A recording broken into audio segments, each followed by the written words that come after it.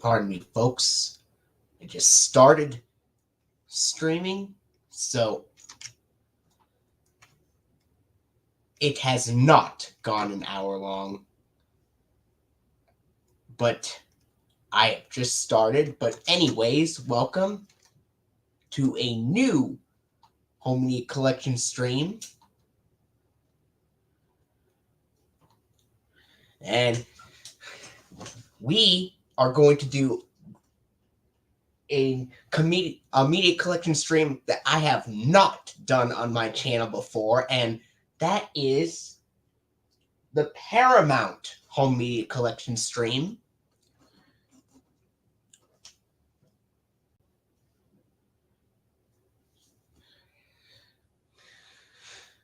I don't really have a lot of stuff from Paramount to show, but I have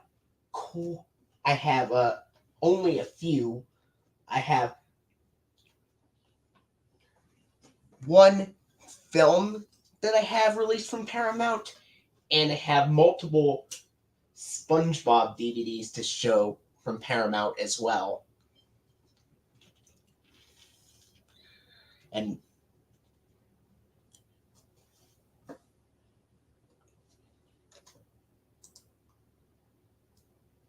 Movie&GameLover98 is going to join us, and he's going to show off his Paramount Home Media Collection as well.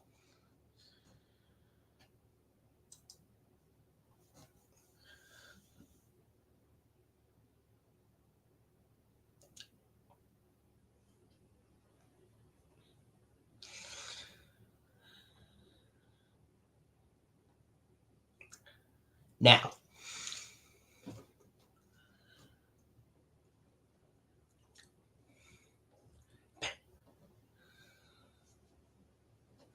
Paramount is a home media company that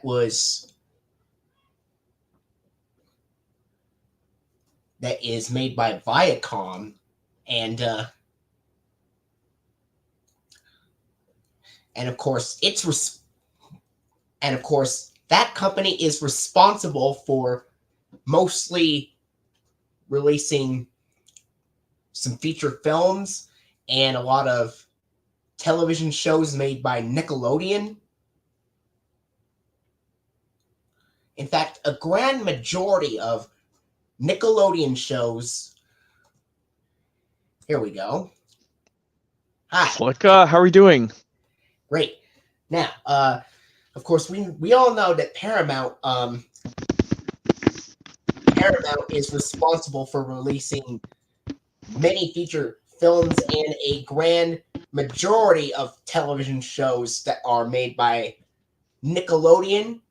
There are a few television shows that Nickelodeon makes that weren't released by Paramount, like for example, Maggie and the Ferocious Beast. That show, you are right, Connect Fan 2023. Paramount did release Peanut specials up until like 2007, and then Warner Brothers took over in 2008. Now, as I was saying, yep, we're gonna show stuff alphabetically, Flicka. Some of the best release sites that start with the letter A for Paramount are Anchorman 1 and 2, and even the 4 Adventures, even if the first one is by Paramount, but these other 3 have Disney reissues, I think.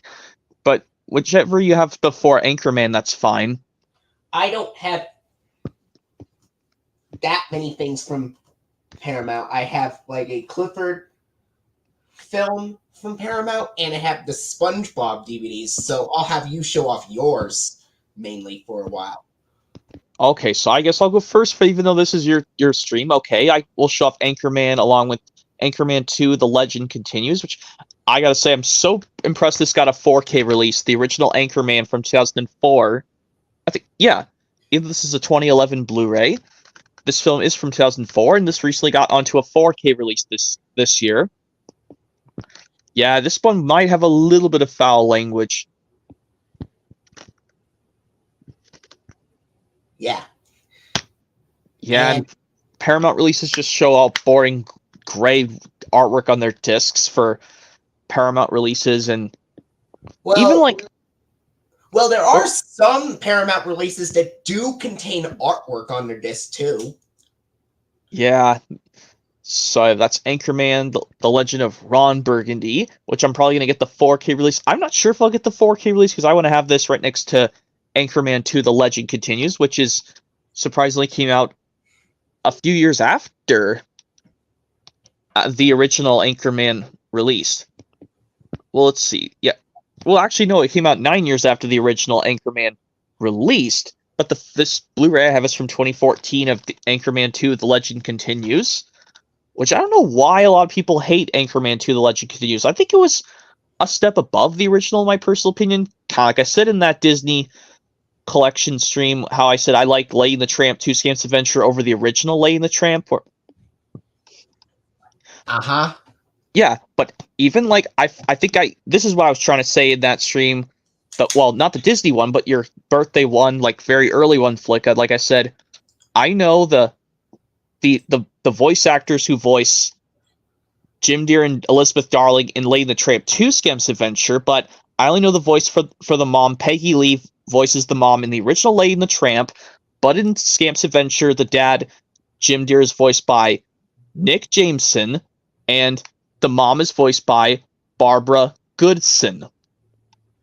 Oh, yeah, Barbara. I've heard of Nick Jameson. He was Sheriff Lewis in Clifford the Big Red Dog. Yep, and he was also the voice of some characters in the Star Wars video games. But yeah, Anchorman 2: The Legend Continues. And like I said with other ones, slipcover ones, I will not slide them out. Okay. Now, as I was trying to say about Paramount usually being responsible for releasing a grand majority of shows made by Nickelodeon, with a few exceptions. One of the exceptions is, of course, Maggie and the Ferocious Beast. That is a show that aired on Nickelodeon, but Columbia TriStar Home Entertainment put that show out on DVD. Another example being The Webulous World of Dr. Seuss. That was another show that aired on Nickelodeon, but was also released by Sony Pictures. Yep, this is Anchorman 2: The Legend Continues. I recommend this, movie, because it's even got... Does it have Steve Carell? Yeah, I think it's got Steve Carell in there. I'm surprised. This one also has Steve Carell, I think.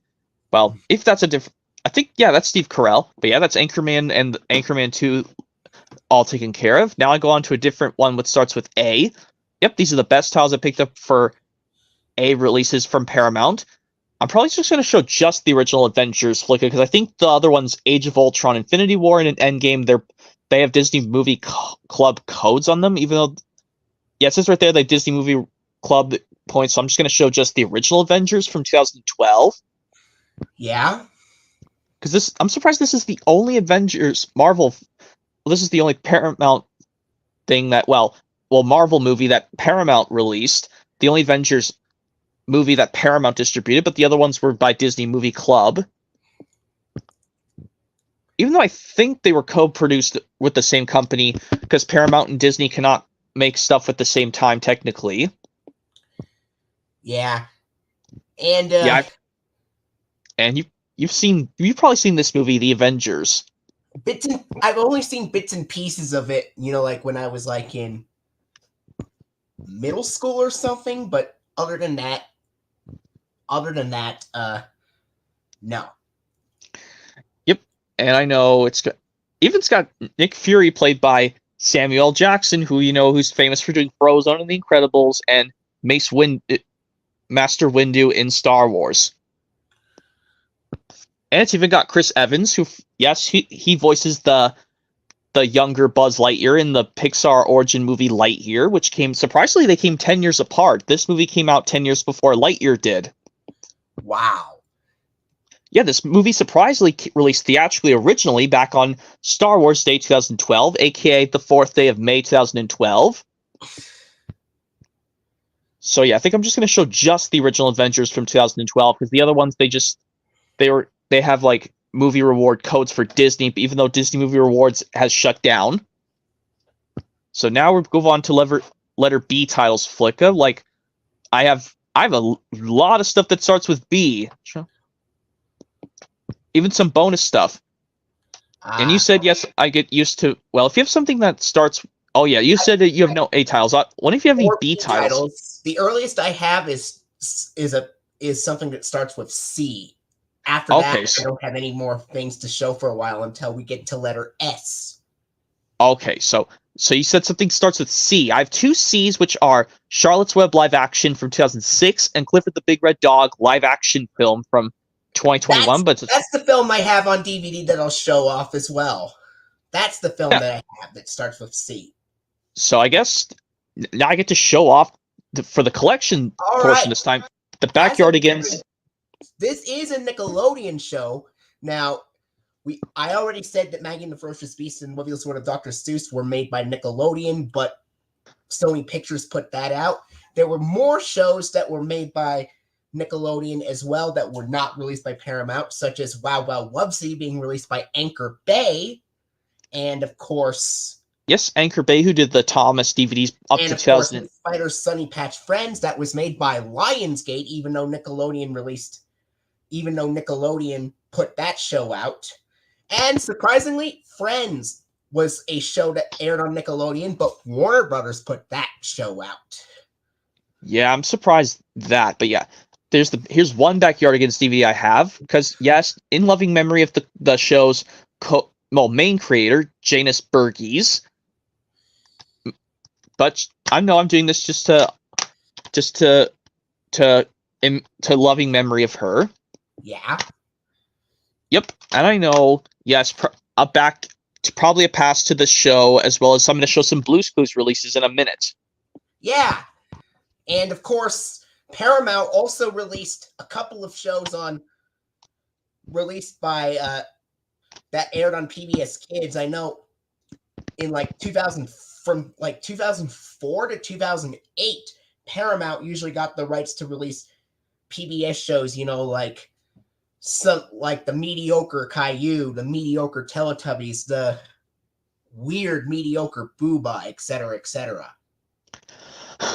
Well, even though I'm not going to get any, even though if I want to get some Caillou DVDs, Flicka, I'll only get them with episodes that have these little, like I said, those segments with Caillou stuffed animals talking in puppetry form.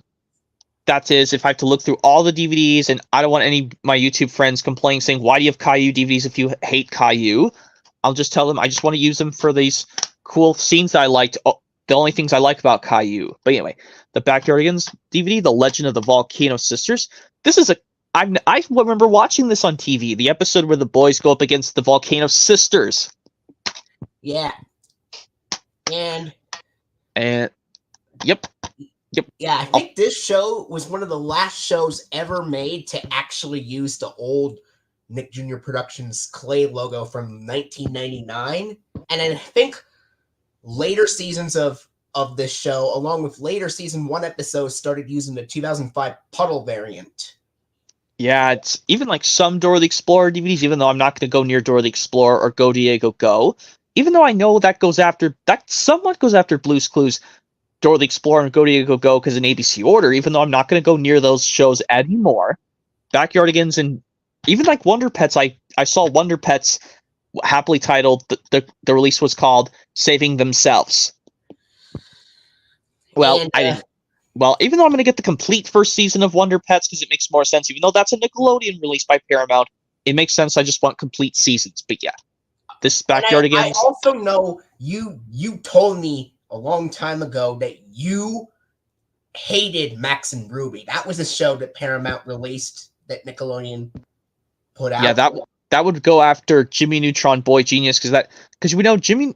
When we show Nicktoons eventually, well, because the only J title I have is Jimmy Neutron Boy Genius the movie, but I don't have the complete series on DVD yet. But yeah, The Legend of the Volcano Sisters DVD of Backyardigans is all done. So now onto a ton of Blue's Clues stuff I have.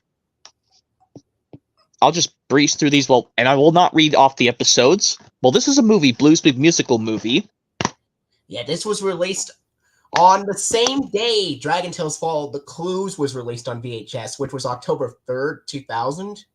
Oh, you're serious? This released the same time as that Dragon Tales VHS only release, Follow the Clues, but this was the first Blue's Clues release to be both VHS and DVD, and like several weeks before Thomas Magic Railroad hit VHS and DVD. Yeah, and if I'm not mistaken, this is the only DVD of Blue's Clues to feature the Nick Jr. Kids opening montage. Yeah, they're open the opening and closing. And the closing montage at the end. Yes, this is the only DVD, as far as I know, to do that. All the VHS releases, even following this, still do it up to about maybe 2004 or something. Yeah, I think only 2004 is when they last used it.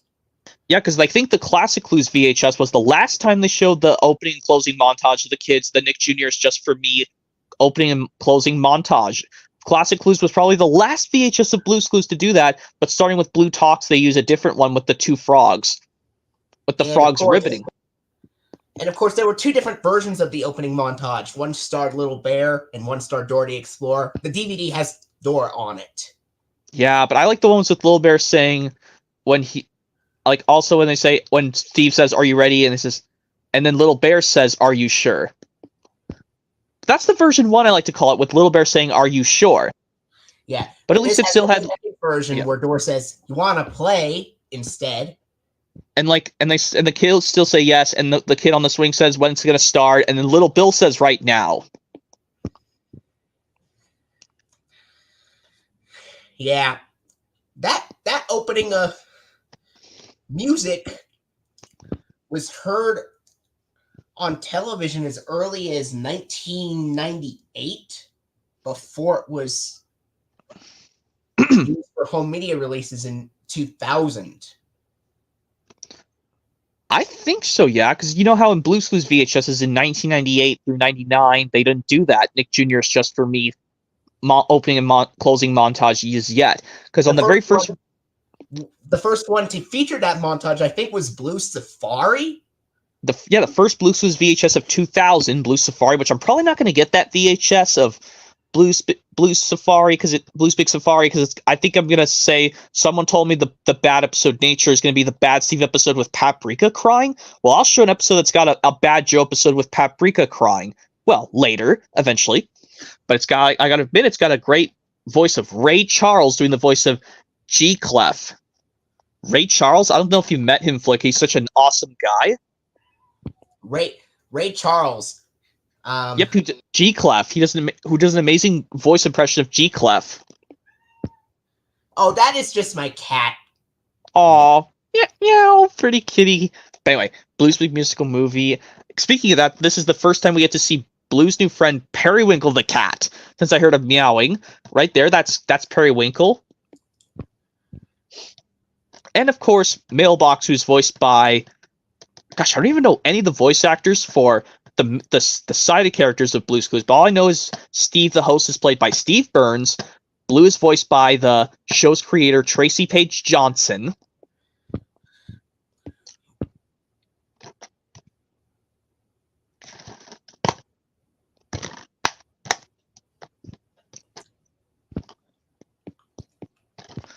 But anyway, Blue's Big Musical Movie, that's all taken care of. This is like I said, this was the only, this was the first Blue's Clues released to be put on both VHS and DVD at the same time, technically, but up till about 2002 releases, they kept still putting releases on VHS only, as far as I know.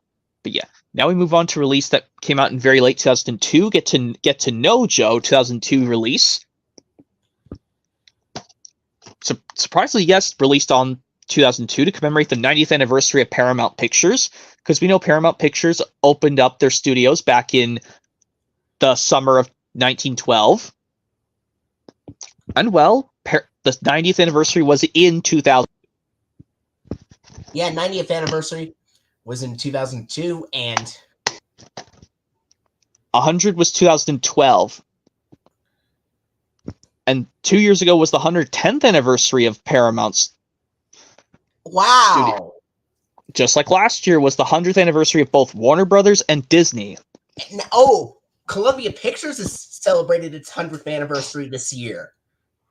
Yeah, I think last year TriStar Pictures celebrated its somewhat anniversary because it was founded decades after. This is why in my whole media collection, Flicka, I have movies by just Columbia Pictures alone first before TriStar Pictures, because, you know, Columbia Pictures was found decades before TriStar Pictures was. Because I'm surprised TriStar Pictures was founded in, what, the 1980s, starting in 1983?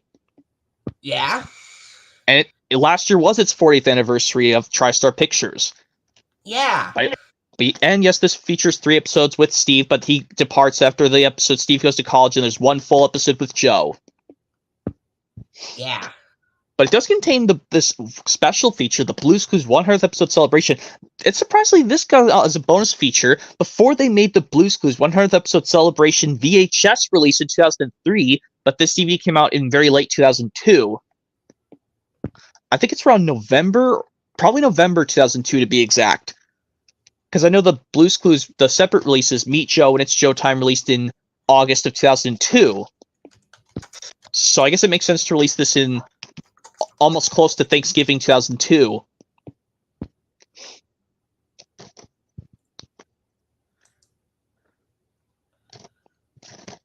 November 5th. Oh, yes, November 5th. You're right, November 5th, 2002. Surprisingly, a while before the voice actor of the villain, Mr. Waternoose of Monsters, Inc., James Coburn, passed away. Because I'm pretty sure at some point after that, James Coburn, the voice of the villain, Mr. Waternoose, passed away in November 2002. Yeah, so this was after all of Season 2 of Dragon Tales finished. Well, it makes sense, because this DVD came November 2002, and the final episodes of Dragon Tales Season 2 finished in October 2002. Yeah. Yeah, like I'm pretty sure like the first episode of in September of 2002, the episodes of Dragon Tales, Make No Mistake, and The Balancing Act aired on September something of 2002. I think it was September 17th. Yep, that was a week before the Thomas Home Media product Salty Secret came out, and this came out after the Thomas Home Media product Salty Secret came out. Yeah. And, yes, and I know I felt so emotional when I saw Steve leave at the end of Steve Goes to College. But now we go on to Blue's Big Band, the first Blue's Clues released in 2003, even though it says it was February 4th, 2003. Just a few days after Dragon Tales Easiest 1, 2, 3 hit VHS and DVD. Well, this also released on VHS and DVD at the same time. And this was, you said February 5th, that was, well... February 4th. February 4th. Oops. Well, like I said, just a few days after Dragon Tales Easiest 1, 2, 3 hit VHS and DVD. Even though I have this as bonus episodes from another Blue's Clues VHS that's Steve episodes flick, I might just get the individual releases of these guys because, well, as long as I watch them through the DVD, I have to make the tape play through just fine if I get the individual releases of Rhythm and Blue and the Blue's Big Band actual VHS release. And I do like this purple border. It's still reminiscent of the Trust Thomas and Other Stories DVD. The way the purple is displayed, it's almost like the Thomas release to Trust Thomas from 2007 DVD of Trust Thomas. And the 2003 VHS. Yeah, and the 2003 one, even though I like the 2007 release better, because the 2003 VHS of Trust Thomas, it's okay, but I wish they could just made the eyes position the same way as Gordon's, because I like how in the DVD they follow the same. I like how the top image of Mavis and the one Thomas is looking to the left. They're equally looking in the same way. But yeah, there's the Blue's Big Band disc. Well, it just has the piano on it. The other characters were taken off. And luckily, I'm showing the Blue's Clues releases in the proper release order this time. This time we go to Shapes and Colors because my friend said this released June 2003. I thought it was at the end of 2003, but no, it's June 2003 because. So this release after Dragon Tales Let's Start a Band hit VHS and DVD. June 3rd, 2003 is when it came out. Yep, 10 days before I turned 5 years old, so I could have gotten this as a birthday present. Well, the DVD I had to hold on to, but the VHS I could just watch, honestly, as a kid so much. Maybe I'll get the Arts and Crafts and the VHS release of the same name independently, too. Because, luckily, I watched this on a recorded VHS, the Colors Everywhere episode. Because, well, it was, this one they do finger painting. It's the similar one to the True Blue Friend episode of Dragon Tales Season 1. Yeah. But of course, yes, I know a lot of people hate Joe as a host in Blue's Clues, but to be honest, asked my siblings, what color shirt do you like from the Joe episodes? And they say some of them like the orange shirt ones with Joe, and sometimes they like the blue one, or because Joe is like not trying to copy Steve. He likes to wear different colored shirts. I mean, you haven't watched Blue's Clues in years, Flicka, so you probably wouldn't tell me what your favorite color shirt Joe episodes would be your favorite, because well, mine would have to be blue and green, because blue's my favorite color, and well, when Joe is in his green shirt, I think of him as a 2.0 of Steve.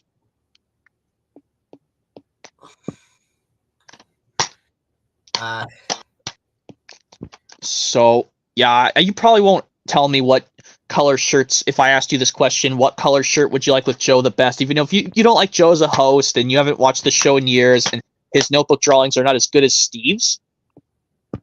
I've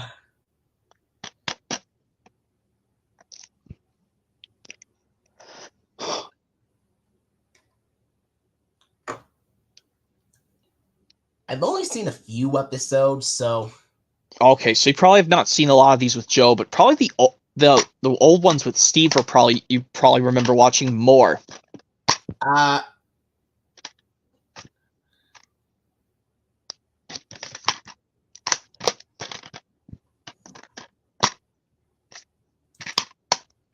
Well, anyway, yeah, Shapes and Colors. And I forgot to mention that the new host, Joe, of Blue's Clues is played by Donovan Patton.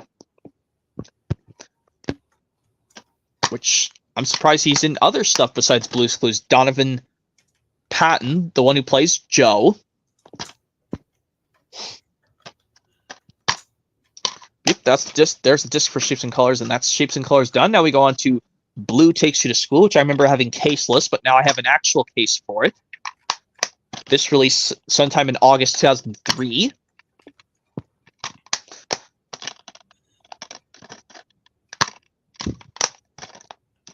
Probably going to get these two on VHS separately, too. The ABC's and 123's VHS, and the actual release of the same name on VHS. This released August 2003. This was after Dragon Tales We Can Work It Out VHS and DVD hit.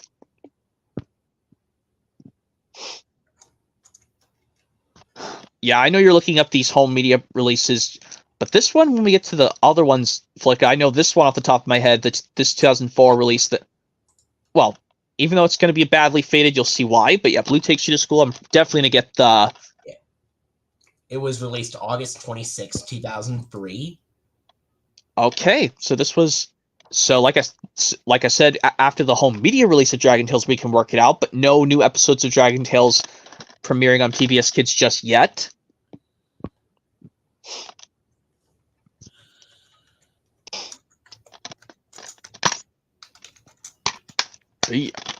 Blue Takes You to School. This one I'll probably just get the individual releases. Like I said, get the individual releases of these guys.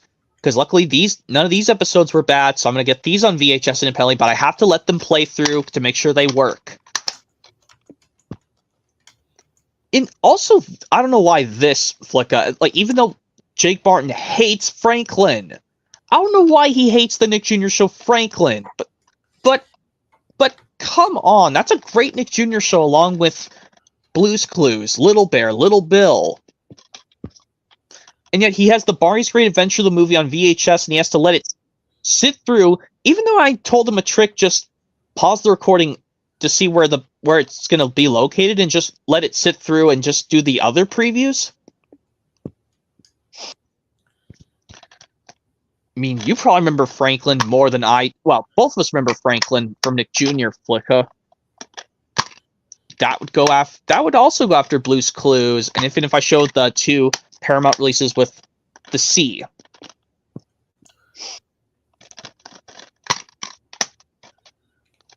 And, oh yeah, this also released a month after the Thomas Home Media released James the Red Balloon on VHS and DVD. Now we move on to this cute release, Blue's First Holiday. One of the two Christmas releases I have, even though this is not Christmas. Well, what is this, Christmas in August? But anyway, this release is so nostalgia, Flicka. mainly the Blues First Holiday. They show off 2 holiday movies of them as their first holidays as babies. That was so cute. And when I watched that for the first time, I was very impressed. And they even showed how a younger Steve, like everyone was babies except Steve. He was just a younger kid Steve. I don't even know who plays little Steve in Blues First Holiday, to be honest. By the way, and Joe's Surprise Party, which I think is it's a little bit better than Or It's Unhappy Birthday, in my personal opinion. I think both of these Joe episodes are really nostalgic to me. I should probably get this on VHS one of these days. And by the way, this released on VHS and DVD September 2003. Hopefully it wasn't on that day, the 11th of September 2003. That would have been terrible. It was the 30th. Wow, on the very last day of September 2003. I was surprised they were going to release this on what, the 26th of September? But no, it's the last day of September 2003, the 30th. And this one's still no new Dragon Tales episodes airing. They just kept rerunning seasons 1 and 2 on PBS Kids of Dragon Tales. Even like this 2004 PBS Kids program break I found, Flicka, has the glimpse to the episode Tales You Lose. There's one from 2000 that also has a glimpse of that episode as well. But that one has the Frosted Flakes advert in that bumper. I don't think there's one where they showed it for Or It's Unhappy Birthday and a PBS Kids one, but this one's similar to Joe's Surprise Party. But yeah, Blues First Holiday, even though you're not going to get this release, Flicka, I'm going to say this I'll tell this to all the viewers, they should definitely get this. Even if, like, the notebook drawings were awful in Joe's Surprise Party, but at least this one they have to keep Joe outside because they want to keep the party a surprise. Because you know how we've been doing different parodies of the different dragons getting a surprise party in different streams, Flicka? How we did it for Cassie's and Zack and Wheezy's, and we'll have to try that again one of these on the next stream. When we do the impressions, your impressions on your side, Flicka, we'll do different parodies of Dragon Tales, of other stuff of Dragon Tales. But yeah, and yes, the 2 Steve episodes are also awesome on the Blues Big Holiday VHS, which surprisingly the episode of the same name, Blues Big Holiday, and A Snowy Day. I like how they put the word VHS, because you know there was a VHS called Blues Big Holiday because it has, and also because the episode Blues Big Holiday is also on a Nick Jr. Christmas Favorites DVD, which I do not have yet, but I'm going to probably get that. Luckily, that one I can only just select Blue's Clues and Little Bill on that one, and don't go near Dora the Explorer at all. But yeah, that's Blues First Holiday all done. Now we move on to Classic Clues, the first release of 2004, but this surprisingly says produced in 2003, but it was for some reason, on the disc it says 2003, but it really came out at the start of 2004. January 27th, 2004. Yep, January 27th, 2004 to be exact, so nothing of Thomas that came out on home media that time, even though some people said this was after. You won't believe this, Flicka. Like, Jake Barton put in his post saying that Thomas Best of Gordon released the same day as James the Red Balloon on VHS and DVD, July 22nd. Maybe this is the reason why I should switch my home media releases around and put Best of Gordon after Percy's Chocolate Crunch and before James the Red Balloon. But the reasons why I have Best of Gordon farther away from Percy's Chocolate Crunch and Snowy Surprise and James the Red Balloon is because of the booklet showing all the releases on the back of the booklet. And because of the new Anchor Bay Entertainment logo from 2003 being shown at the beginning. Yeah, I don't know why people screw with that, because even though Best of Gordon released the same day as Thomas' Snowy Surprise back on the 14th of October 2003, I don't blame them. But the Classic Clues, at least this one has all Steve, so to every Steve person fan of Blue's Clues, they would probably like this one, because there's no Joe, it's all Steve. So you're safe with this one. Oh, January 27, 2004. That's also the same day Sony Wonder put out new Arthur releases on DVD and VHS. Those being Arthur's what? Pet Follies, Arthur Saves the Day, and the DVD versions of Arthur's Lost Library Book and Arthur Makes the Team. I'm just trying to look for those Arthur compilation releases that are considered complete seasons. Technically, well, you told me what they are in your Q&A stream. Season 7, Season 10, and Season 11. See, like I said, Season 7 of Arthur, or the release is called... Well... Sleepovers, Sports, and More. That's what the Season 7 release is called. And 10 and 11 I'll have to figure out off the top of my head, but yeah. They're just called Season 10 and Season 11. Okay, well, I can try and memorize those. I'll have to write those down so I can remember them. But anyway, now we move on to this one, Blue Talks, which luckily I know this one off the top of my head. May 25th, 2004, released on VHS and DVD for this product. Yep. On the exact same day Dragon Tales Whenever I'm Afraid released. Luckily, I did not get this on VHS for my birthday in 2004. Flicker, the reasons why, if I got this on VHS in 2004, well, you'll see why. And yeah, it's a little faded on the spine. The paw print on the Nick one is faded, and this orange thing is faded. But luckily, the puppet blue is not faded, and this portion of Nick on the Nick Jr. DVD logo is faded. So I'll probably just need to do artwork. The case is in good shape. The outer sleeve is not like that badly damaged, but it's just the artwork I'll probably just have to replace. But yeah, the reason I did never get this on VHS, because of that episode, that bad season 6 episode, Love Day. Thumbs down, Love Day.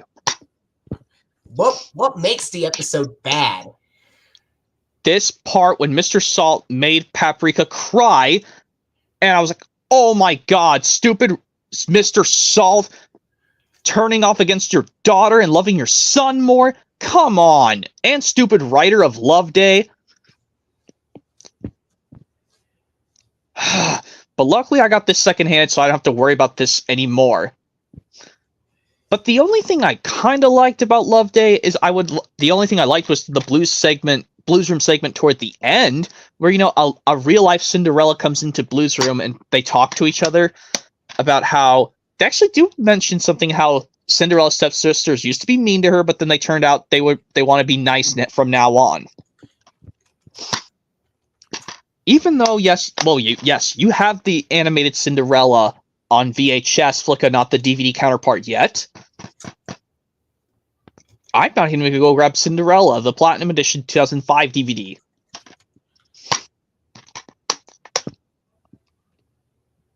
But yeah, that's Blue Talks. But the other episodes, The Legend of the Blue Puppy can be found on Blue's Biggest Stories DVD from 2006, and I'm just going to get the Playtime with Periwinkle VHS individual release. Kind of, because it's got puppets, but it doesn't really have any Muppets.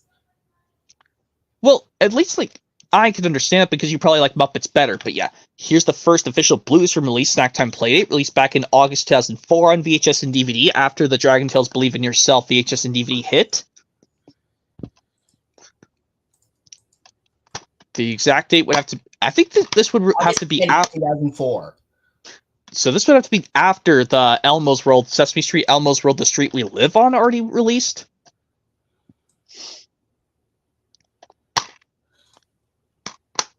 Oh man, Blues Wishes is an amazing episode. The reasons... some people say they think it's a beautiful episode.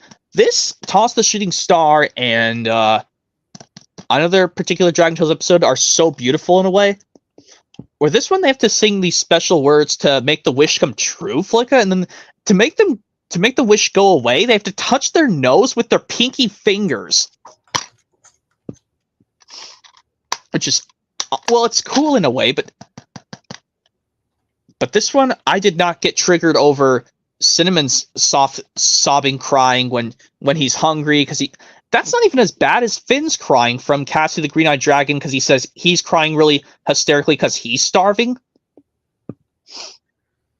So I think I like Blues Wishes just a little bit over Cassie the Green-Eyed Dragon, because at least Cinnamon's crying wasn't as a little medium heavy as Finn's from Cassie the Green-Eyed Dragon. Yep, that's Snack Time Playdate all taken care of. And at least there's Cafe Blue, which I like better. And now we get on to Blues Room releases from 2005. This one being It's Hug Day. Released sometime in... This released actually before the Thomas Media product. Hooray for Thomas. At January 11th, 2005 to be exact. Because 2 weeks later, Hooray for Thomas hit VHS and DVD.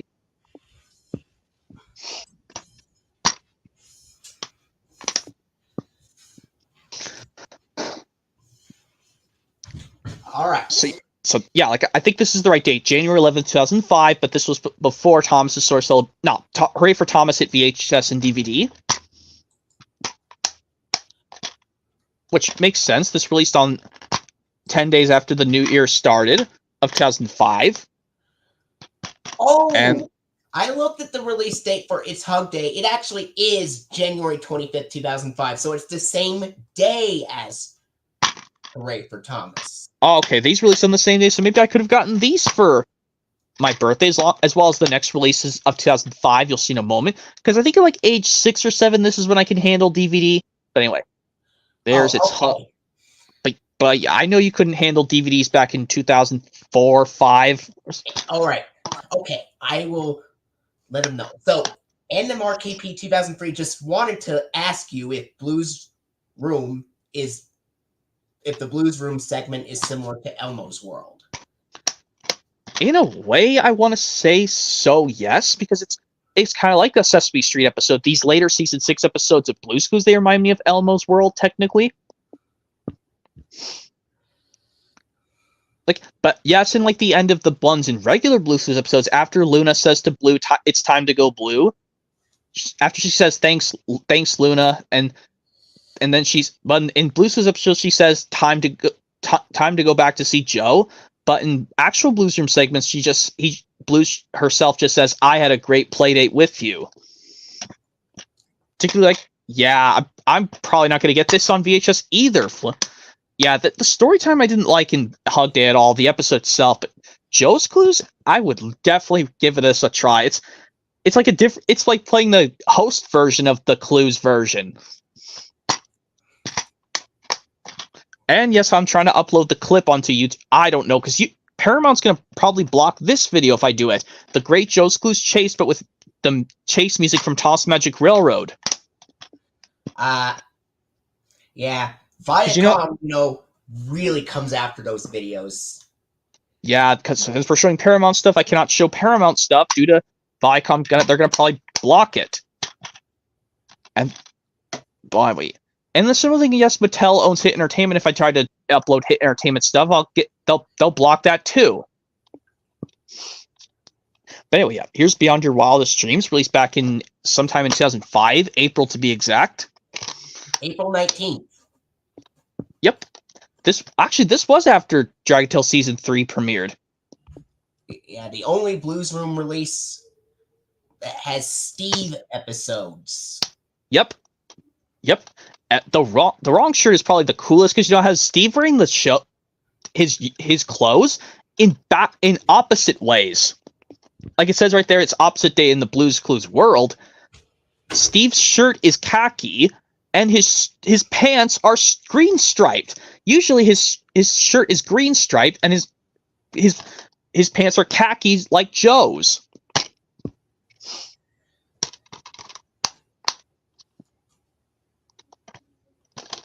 I'm surprised this one in Blues Room, Frederica, but they call her Fred for short. Another instance of Fred, but with a gender for female for Fred.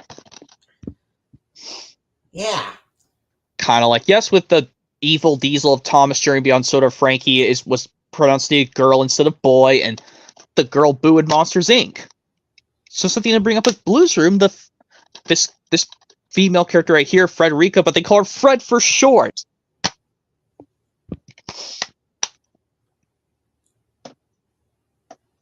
I mean, even like when the two bullies who teased the two players who teased Emmy and teasing is not pleasing. I don't know if Mookie is a girl, but Buster's a boy. The ones who teased Emmy and teasing is not pleasing. I think Mookie's the girl. Like Mookie's the girl and Buster's the boy. Yeah. By the way, yeah, that's Beyond Your Wildest Dreams all done. Now we've gone to Blues from Alphabet Power, was surprisingly released at the beginning of August 2005. Surprisingly, I think it is, yes, the same day as Dragon Tale C and Dancing Dragon, so I could have just gotten these on the same exact day. That was also one day after Jeremy Barton's 9th birthday. Yep. And this was also, yes, after the Thomas release, Percy Saves the Day hit VHS and DVD, which I do have. I'm surprised I have Percy Saves the Day on VHS Flickup, which well, even though we probably won't show our Thomas VHS collection because none of our Thomas VHS collections are large. Well, I have a decent amount of Thomas VHS tapes, but at the same time, I'm probably not going to get any more, even though I want to get them so bad. Because, by the way, yeah, Alphabet Power. I love that these bonus episodes. This one right here, Magenta's Messages. Yes, even though that's a Purple Shirt Joe episode, I'll have this one as a cool idea. Leave messages around the Magenta's house that to show them what to do to help them take care of her house while she's away at the beach. That's a clever idea for a Blue's Clues episode, I guess. And how they go to Magenta's computer to get their email. Because usually they get the mail from Mailbox and the famous Mail Time song, but they just do it with email instead of an actual letter. And the Alphabet Train. But I'm really surprised this got an orange VHS tape. I want to get that orange VHS tape variant so bad, but that VHS is so hard to find of Alphabet Power. Yeah.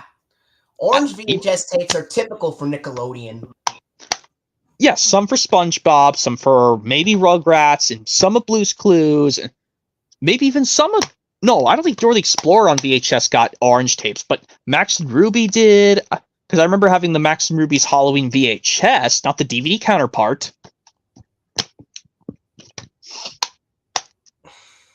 But yeah, Alphabet Power, I recommend this. I mean, it's got some cool ones with letter stuff in them.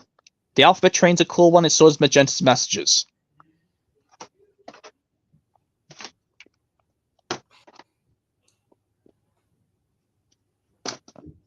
Anyways, the last release of 2005, Holiday Wishes, released October 4th, 2005. Yep. This was after the Thomas, yes, after season 9 of Thomas started on PBS Kids, and after the PBS Kids, Pit Stop channel, Sprout launched.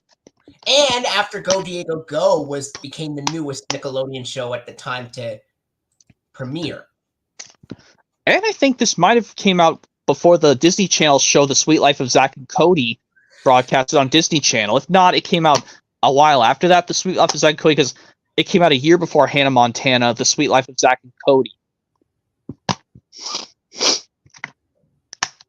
And yes, you said October 4th, 2005? That was the exact same day that the Platinum Edition VHS and DVD of Cinderella hit.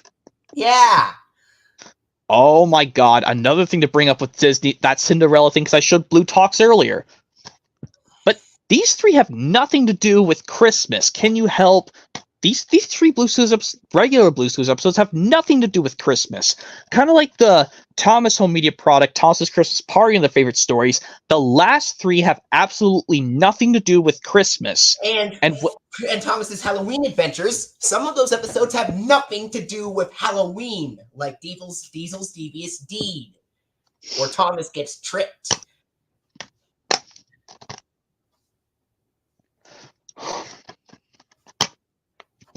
Yeah, even though they say there's no ghosts thing in the Fogman episode in Thomas's Halloween Adventures, it technically says it's foggy in the Misty Valley kind of makes sense, but even though it's not, there's no ghosts in the Fogman episode of Thomas at all. Even though there are ghosts in Haunted Henry from season 5. But Hollywood Bailey. Oh, yes, and this DVD also released 5 days before the stupid Little Einstein show aired. Reason I probably got this DVD before Little Einsteins came out. Then my life wouldn't have been such a garbage crap at all. But anyway, Holiday Wishes, that's all done. Now, on to some releases in 2006, but then I have one Blue's Clues and You release, but it's a movie. We got Fred's Birthday released sometime in 2006. March 21st. March 21st. So this was after Thomas Track Stars and Really Brave Engines hit VHS and DVD. Like I said, I'm saying Track Stars first because the reasons why is because the Wiggles, Here Comes the Big Red Car trailer was shown on the Track Stars release. And this was actually, well, this was less than a couple months before Thomas Sing Along and Stories and Thomas Get Bumped released on DVD.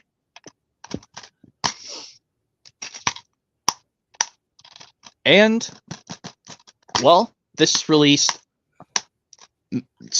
Yeah, nothing to say if nothing of new Dragon Tales, but before the Dragon Tales home media product, Let's Be Brave, hit DVD, but this released a while after Say Hola to Enrique hit DVD.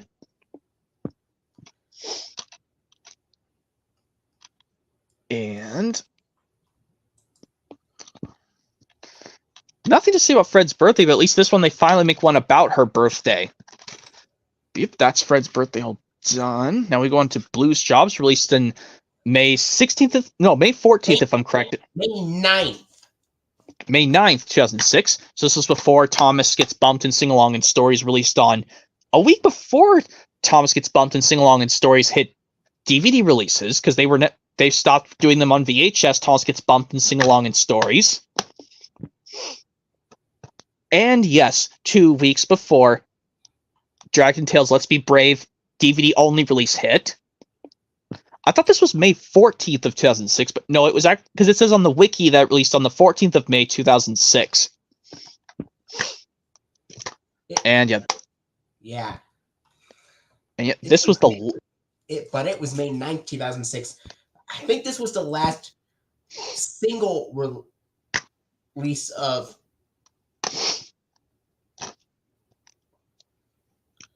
You're saying if Blue's Clues to be... Before Blue's Biggest Stories came out. Yeah, well, it says right here it's the 10th anniversary Blue's Clues DVD release, but the actual 10th anniversary would start in September of 2006. Well, because this September is going to be the 28th anniversary of Blue's Clues. And the 20th anniversary of Arthur as well. So, but I'm probably going to get this VHS is also going to be referred, but the reason why I want to get this on VHS is because I don't like how it goes. A pattern starts with a Steve episode, then we go into a Joe episode, then we go back to Steve, and then we go into a Joe one. Wouldn't it be better if they just put the episodes Joe first and then Steve? Because usually on typical Blue's Clues releases, they put the main ones Joe, and then the bonus ones are Steve. Yes. But this one, the DVD, I can just select, if I just want to watch Steve only, I can just select occupations on the main ones, and then the mechanics one I can just go, because this one I can just watch only Steve, honestly. Even though the episodes are fun to watch, Blue Goes to the Doctor, I think, is an improvement over calling Dr. Zack. How? Like, you know how Blue is not nervous about going to the doctor? Blue was plucked up her courage more than Zack did in Zack calling Dr. Zack. Yes. Blue was not a... That Dragon Tales episode came out on a DVD 2 weeks after this came out.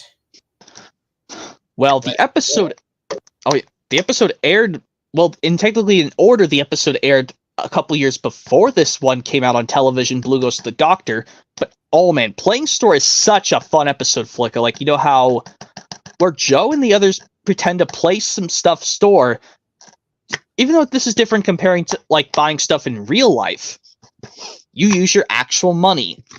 But in this one, Playing Store, it's a fun episode, I guess. But yeah, that's the final Blue's Clues release I have on DVD for now, Blues Jobs. But like I said, that VHS is going to be kind of rare. Even though that one, the VHS, I could sit through fine. I could watch the occupations in Blue Goes to the Doctor episodes technically in chronological order. So yeah, this is the only Blue's Clues and You I have released. This is called Blue's Big City Adventure, released exclusively to, well, it was released straight exclusively to Paramount Plus in late 2022, and this is a 2023 DVD release. I don't know why this never got a Blu-ray release. Couldn't Paramount release this movie onto Blu-ray? Kind of did with The Door and the Lost City of Gold. which I know you've not seen Dora and the Lost City of Gold, Flicka. I think this one is an improvement over Dora and the Lost City of Gold. I mean, yeah. You've seen Dora and the Lost City of Gold, and maybe this. I have not seen either of them. Okay, but I know you've just seen Clifford live action film, and that's it. Because this film came a year after the live action Clifford came out, and this one's the coolest because they have all the Blue's Clues hosts together in one movie. Whereas in like Blue's big musical movie, it was just Steve, but this one they get to have Steve, Joe, and Josh all be in one movie at the same time. And let's see, do you have any more DVDs that start with the letter B or? But I do have these bonus things if you want me to show them. These have Blue's Clues episodes. Technically, these Nickelodeon compilation, even though they don't start with B, Flicka, hopefully I can still show them because they're related to Blue's Clues. This one, Sleepy Time Stories, has a Blue's Clues episode right there. And this one has a Steve episode 2, the All-Star Sports Day. Surprisingly, well, yes, this has the Wonder Pets episode on that DVD of Save the Wonder Pets I was trying to get, but I realized I want to get the first season of Wonder Pets first. Because this one I can put the episodic releases after the complete first season of Wonder Pets. But yeah. But this one has a great Steve episode, the Blues Backyard Ball Game Bonanza. This is because I love seeing them play with different sports stuff with balls. That's why I like to see stuff with ball stuff. This one's a great compilation to have. And I know I have these both from 2015, and they do contain stuff from shows I don't like, but the only reason I got these is because they had a Blue's Clues episode. This one has one of the Feelings episodes of Blue's Clues, Blue's Sad Day. Good thing I got this one with the Blue's Clues, because if they have no Blue's Clues, I will not get these, because none of these other shows I care about, and this one, unfortunately, also has a Dora the Explorer episode, which I'm never going near. And, of course, yes, they stopped doing artwork on their discs around... I'm surprised 2009, Paramount stopped doing artwork on their DVD discs. And, yes, we're not going to get to iCarly till much later. But unfortunately, when I get to iCarly, Flicka, I do not... Well, actually, no, I could show off iCarly. Well, all of my SpongeBob gift set of seasons 1 and 2 are in the slipcover, and all my iCarly sets are in their cases. All the discs are in the case. Yep, here's the Puppy Palooza, which unfortunately also has more Nick Jr. shows I refuse to go near, including Dora the Explorer. But this one has a very awesome Blue's Clues episode I know everyone will love, Magenta Comes Over, which I want to get the actual VHS release of Magenta Comes Over, but I'm going to try this DVD to make sure the Magenta Comes Over episode is good. But we'll see. But yeah.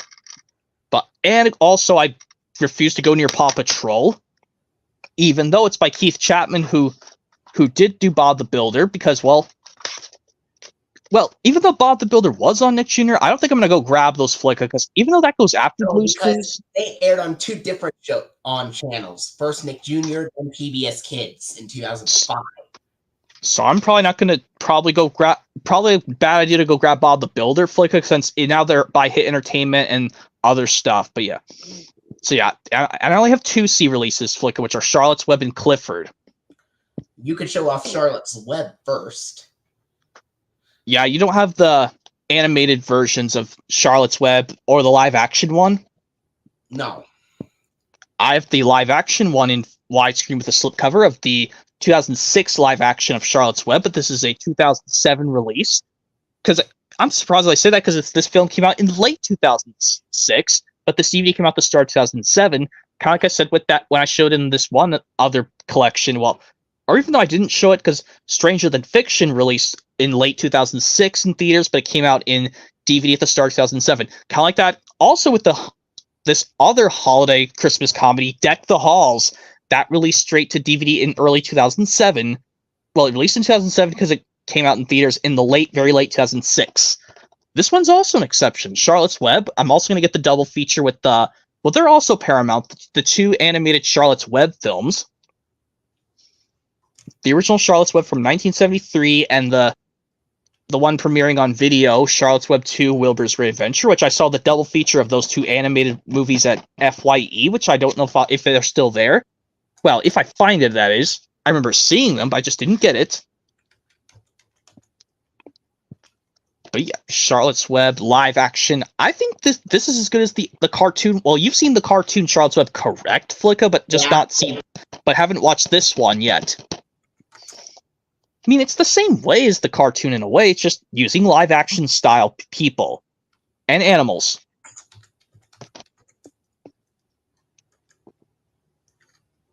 And oh yeah, I was also trying to make sure that I also have a few. I only have one H title, which I don't know if I should show that Flicka, Hotel for Dogs, but that's really a DreamWorks / Nickelodeon movies film, the Hotel for Dogs. But it's a DreamWorks / Nickelodeon movies film. That does work here. Okay, so, well, we're not letter H yet, so let me put Charlotte's Web live action film back to where it was. Now, we show Clifford, just Clifford live action film. Well, we did this in the Clifford collection, but we're just showing just the movie. And yes, yep, I know you're not going to get the Blu-ray edition because you don't have a Blu-ray player like I do. I don't have a Blu-ray player, but it was a great film, but yes, and how audience says one thing that I wished would have made this film so much better is if the dogs were also talking, just like the TV series when John Ritter was the voice of Clifford back then. Yeah, no, and that didn't happen. And how we got this one actor who plays Uncle Casey is a British guy, but they made him sound like an American person. Yeah, I'm trying to remember the name of the actor who's the one who plays Uncle Casey. Yeah, of course, this film is rated PG for impolite humor, thematic elements, and mild action. Nothing even though language. Well, it is a PG film, but I know the other Clifford films, they were probably Clifford's really big movie was probably just TVY, like AKA not. Okay, well, because you know how on some kids shows they just say not rated. Some people like to pretend to say TVY. Yeah, this has a clear, boring disc on it. This one's better on the Blu-ray because I like the blue design better. This is why I chose. Like I said, I like the Blu-ray version better because it comes with a slipcover. But unfortunately, with the new, I don't know if the new Garfield CGI movie is Paramount or not, Flicka, because unfortunately, I'm gonna have from Columbia Pictures. Oh man, if I get that's the only like I know you have the live action Clifford on plain DVD. I'm gonna have to get the new CGI Clifford on plain DVD because I have the 4 movie collection of these Clifford films, but they're by 20th Century Fox. Because I have the 4 movie collection of these Garfield films by 20th Century Fox. I'll have to get the new CGI Clifford by Sony on plain DVD. The one from this year, 2024. What do you mean new CGI Garfield by Sony? Yeah, the new Garfield movie by Sony. I'm gonna have to get it on plain DVD and put it next to my 4 movie collection of Clifford films by 20th Century Fox because they're perfectly in line with each other. So unfortunately, this would be the first instance where I have to own a modern film on plain DVD. Well, the Blues Big City Adventure, I can understand that, but even though that was a Paramount Plus movie technically, but yeah, Clifford. Yeah, I'm pretty sure. I think you probably meant to say you will put that Garfield movie next to the Garfield. The 4 movie collection, yes. The reasons why is because I want them lined up next to each other. Because, yep, like I said, this will be the first. Well, like I said, that's the similar thing with Blues Big City Adventure, because I don't know why that didn't get released onto Blu-ray, Blues Big City Adventure, even though it would have been cool if it did. But yeah, that's Clifford, the live action, the Big Red Dog live action film. That's all done. I think, okay, yeah, that's C all done. I don't have anything that starts with D, E, or F. Nothing for D, E, F for me. What about for G? For G, I don't think so. Let me just look. Hold. I know. You said G. I don't have anything G, but I do have the H1, Hotel for Dogs. Even though this Blu-ray says it's a DreamWorks / Nickelodeon movies, like I said, this can be shown Hotel for Dogs. Because Paramount and Nickelodeon. Yeah, so I'll show Hotel for Dogs. This is a 2000 and I want to say it's either 2008, 2009, but I'm pretty sure it's 2009. 2009 DVD, I think. Well, this Blu-ray I have is a reissue from 2018 but I mean, this Blu-ray originally released on Blu-ray in 2009, but I have the Family Favorites Blu-ray version from 2018. It says right there on the back, 2018 DW Studios. So this happens to be a reissue because it has the new style Nickelodeon movies logo, not the old style. It's where it has a 2009 film as well. Yeah, we know it's 2009 because this was still when the Nickelodeon logo was still at its old peak before they changed. Well, in October 2009, when this episode of iCarly first premiered, they changed the Nickelodeon logo to a newer style where it's spelled out. See right there, that's that Nickelodeon logo better. It's classic and. Yep, there's Hotel for Dogs. But actually, before we get into letter I, Flicka, I'm actually going to show iCarly before The Italian Job. Like, see, IC, iCarly, IT is Italian Job. I get to show you the iCarly whole sets this time.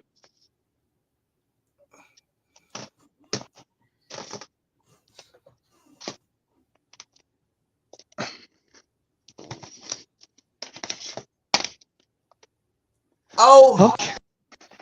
Yeah. If we go to first, that series stars Miranda Cosgrove, who actually appeared in Despicable Me 4. Well, all 4 Despicable Me movies, as well as School of Rock and a special guest appearance in Big Time Rush, a Big Time Rush Christmas. And she was the singer of the song Raining Sunshine and Clyde with Chins of Meatballs.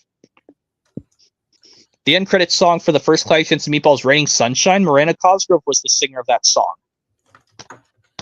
Yep, this is iCarly season, one other one to start off, Season 1, Volume 1, which this set released back in 2008. Well, even though there's one 2008 episode that they placed between the second and third, and the very second and third episode of the series, the I Hatch Chicks episode, at the end of that episode, if you don't have this yet, Flicka, not a single iCarly release. The I Hatch Chicks episode, when that episode's over, if you pop in this disc to the player, it has the Nickelodeon Splat logo, but that one says 2008 because, well, the first 12 episodes of the first 11 of Season 1 of iCarly first premiered in 2007, and then episodes 12 through 25 aired in 2008. But yeah, there's 2 bad episodes on 2 different discs. The I Want to Stay with Spencer and I Promise Not to Tell. The others, decent episodes in my opinion, but some people say they hate Sam Puckett in this show because of how much of she can be aggressive to characters, but that's not how girls are supposed to act. Maybe this is a reason why some of my friends don't even care to go near iCarly at all. All right. That goes for me, too. I don't really watch iCarly that much. As with most Nickelodeon shows nowadays, except for SpongeBob. Yes, we're going to get into SpongeBob eventually, but I want to show iCarly first because we're doing ABC order, obviously. Yes. I don't even know when we'll do movies by 20th Century Fox, or maybe because I don't have that many Touchstone stuff on physical media. Flick, I have a certain amount of Touchstone stuff on physical media. I just upgraded Pretty Woman to Blu-ray, and then I only have a few Touchstone stuff on just plain DVD. Or we could do Warner Brothers or 20th Century Fox next, because I don't have that many Touchstone movies. Well, eventually, once we get into September, after we do the Dragon Tales Anniversary Collection stream, we could do the either 20th Century Fox or Warner Brothers next. think we've done Lionsgate before either. We can combine the Clifford and Thomas stuff here for Lionsgate. Well, basically stuff that, well, even movies distributed by Lionsgate, playing movies too. Yeah. I mean, wait. Here's iCarly Season 1, Volume 1. Like I said, this came out in 2008 after, I don't even know what date of 2008. It's a lot of these I have to figure off the top of my head. All I know is this came out in 2008. Now we move on to Season 1, Volume 2, which some people say is a better improvement Season 1 volume set in their personal opinions. Kind of like how someone's... This doesn't feature any episodes that are bad. Not to be exact. I mean, a lot of these are I get a taste out of. Like the iHeart Art one is really cool. Even though Carly realized her mistake, she shouldn't have emailed that guy Harry Joyner, who thinks he was jealous of thinking Spencer's art was better than his. Or this one where Carly and Sam get into a fight, and I don't want to fight. Well, it's kind of similar to how Max and Emmy fight at the beginning of some episodes of Dragon Tales. Well, this one, Carly and Sam start fighting throughout the majority of the episode, but then towards the end, they eventually make up and they hug and become best friends again. Oh. It kind of reminds me of the Arthur episode, Arthur Snowbiz, where Arthur and Buster were having a fight. Yes, and it's not like the episode of this Arthur episode where Buster and Arthur were outside the school office and Buster called out, uh-oh. And like the I Got Detention episode, I think there's an Arthur episode where they do have to attend the detention. Well, this one, Carly and Sam have to get detention so they can do their web show. Well, there was that Arthur episode you mentioned. There was an episode where Arthur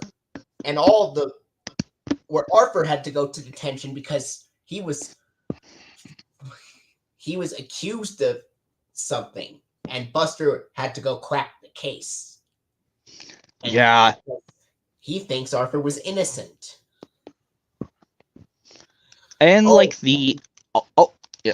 And even like that is when all of the students, were having an argument, and Mr. Ratburn said that if they didn't start arguing, they would have to change them into different desks.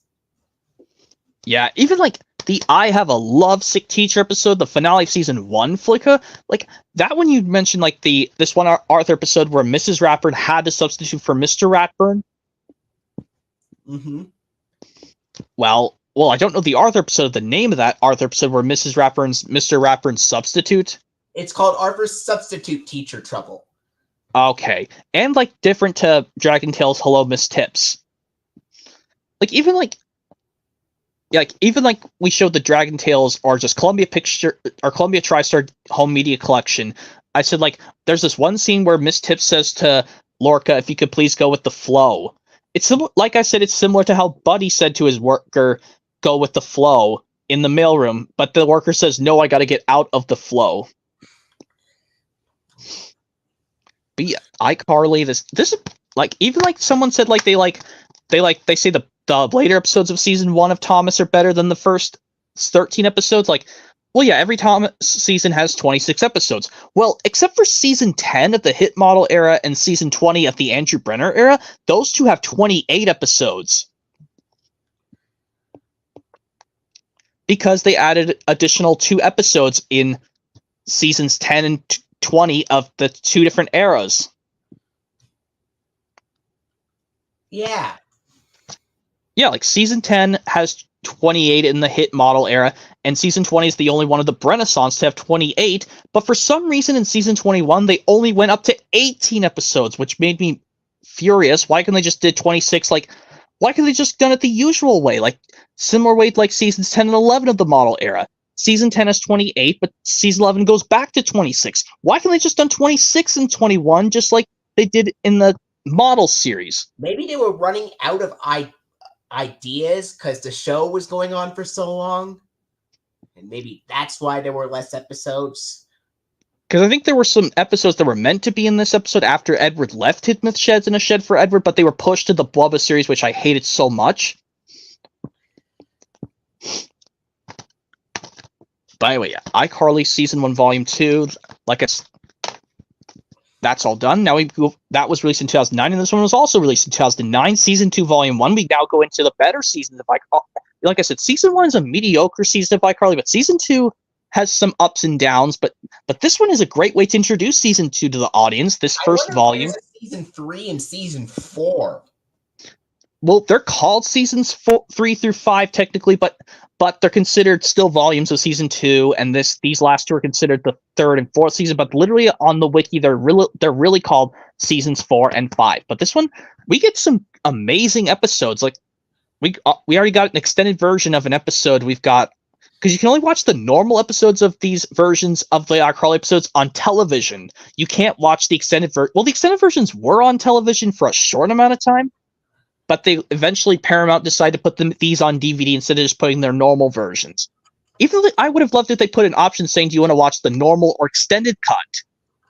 Kind of like how, like, with the Beauty and the Beast, I think it's the Platinum Edition from 2002, where if you want to watch either the original theatrical cut or the different version with the included a new bonus song. But man, these have a lot of my favorite episodes in this volume set.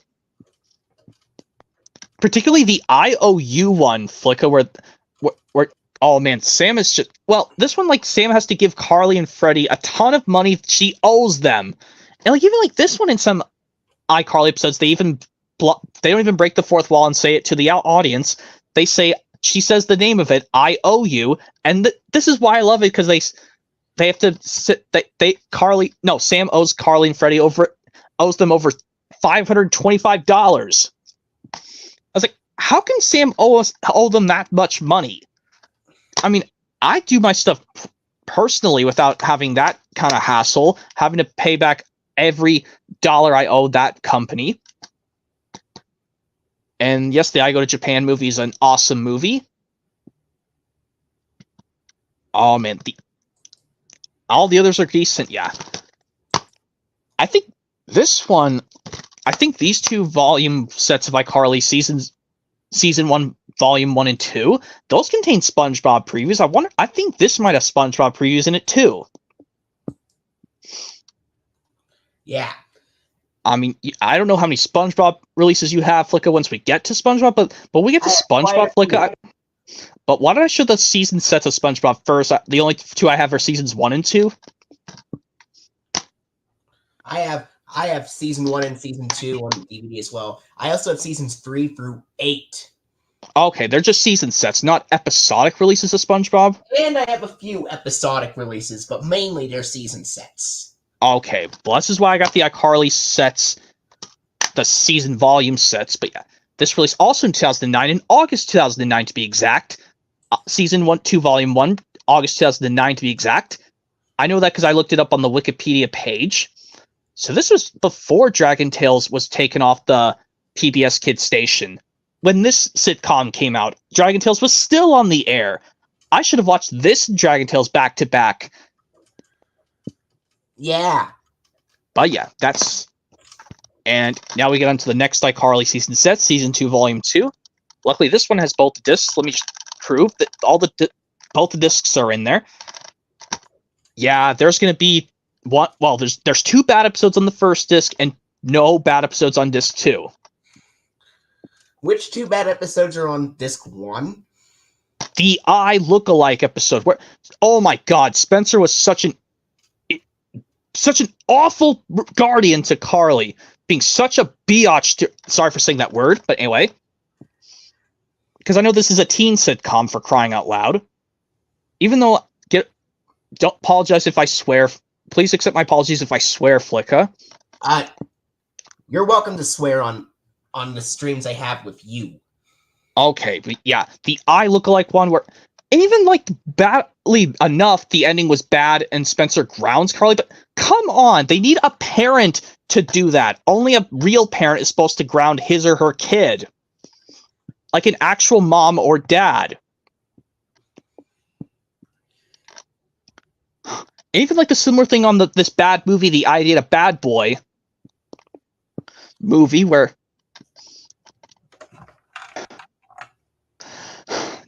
Carly dates an awful bad boy named Griffin, who surprisingly he likes Pewy babies, which is a play on plushies in real life Beanie Babies. Kind of like how this one snack product in iCarly does not exist in real life. Flicka, fat cakes do not exist in real life, but they're playing on the parody of this dessert you find in stores called these snowball things. But even though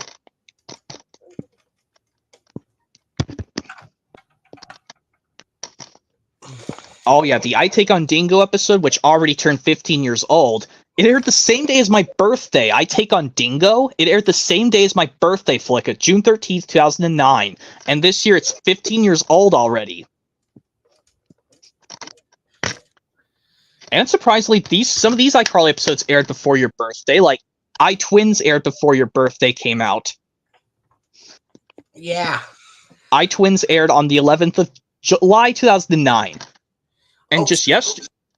Yeah, speaking of 2009, that is when Nickelodeon basically started airing many episodes of SpongeBob from Season 6 and Season 7 back to back.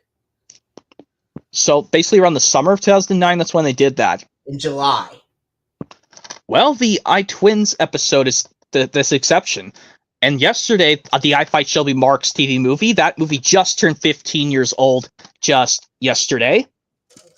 And then coming up this September will be the 15th anniversary of these two iCarly episodes, even though this is Season 2. The first two episodes of Season 3, I Think They Kissed and I Cook, they're going to be 15 soon. I'm probably going to watch them in honor of their 15th anniversary. All right. But yep, here's the inside of iCarly Season 2, Volume 2. I already did Season 1. But anyway, now we move on. This one I'm going to have to just show without opening it, Flick, because this is terribly damaged. Season 2, Volume 3. Well, even though this one has an episode we can already watch, this one I'm going to have to explain. There's 3 bad stuff on each individual disc, Flicka. On first disc, I Have My Principles. Disc 2, I Fix a Pop Star. And disc 3, I Beat the Heat.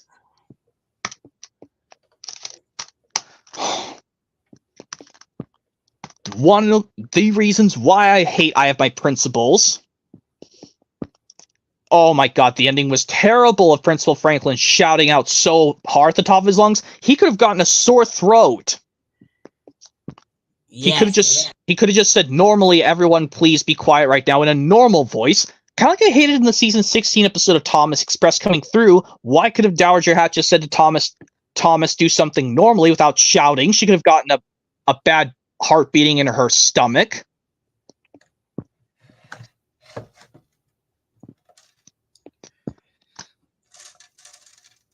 And is even comparable. Yes, I said so much. Sir Topham had not shutting the crap up at yelling at Thomas for misunderstanding him and thinking Thomas was up to no good again. I think I hate this part in I Have My Principles more than the parts in Lost Treasure of Sir Topham being an absolute biatch head to Thomas.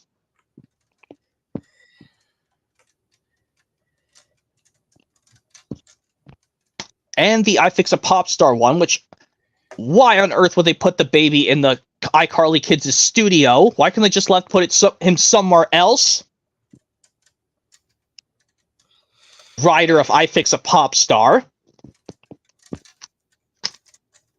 And, of course, my main problem with I Beat the Heat, too many people in Carly and Spencer's apartment, and that ending was also terrible.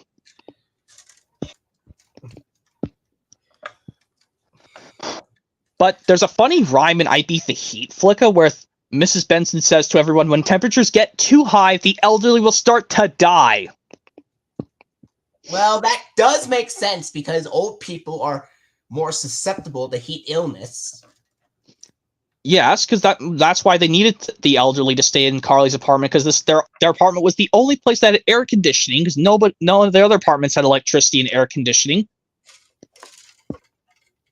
But the worst, well, even though I would prefer watching the Drake and Josh the Storm episode over I Beat the Heat, because surprisingly this aired the same day as the Victorious heating episode, or another episode of True Jackson VP. But I gotta admit, the I Bloop episode makes me laugh every time I see people mess up on sets. All right. Okay, now I'm not gonna open up this one, Flicka, because this is broken, so I'm just gonna hold it like this. The other one, the last two I can open up because they're not broken. Season 2, Volume 3. This one, to every iCarly person out there, well, even though I like the iTwins episode, why can't they just taken this off, because we already got that on the previous set? I mean, it's a good episode, iTwins, but they don't have to keep releasing it on DVD so much. Even though I'm going to probably get the episodic release of I Saved Your Life, because it actually has the non-extended cut on DVD. But some people say they like the extended versions better.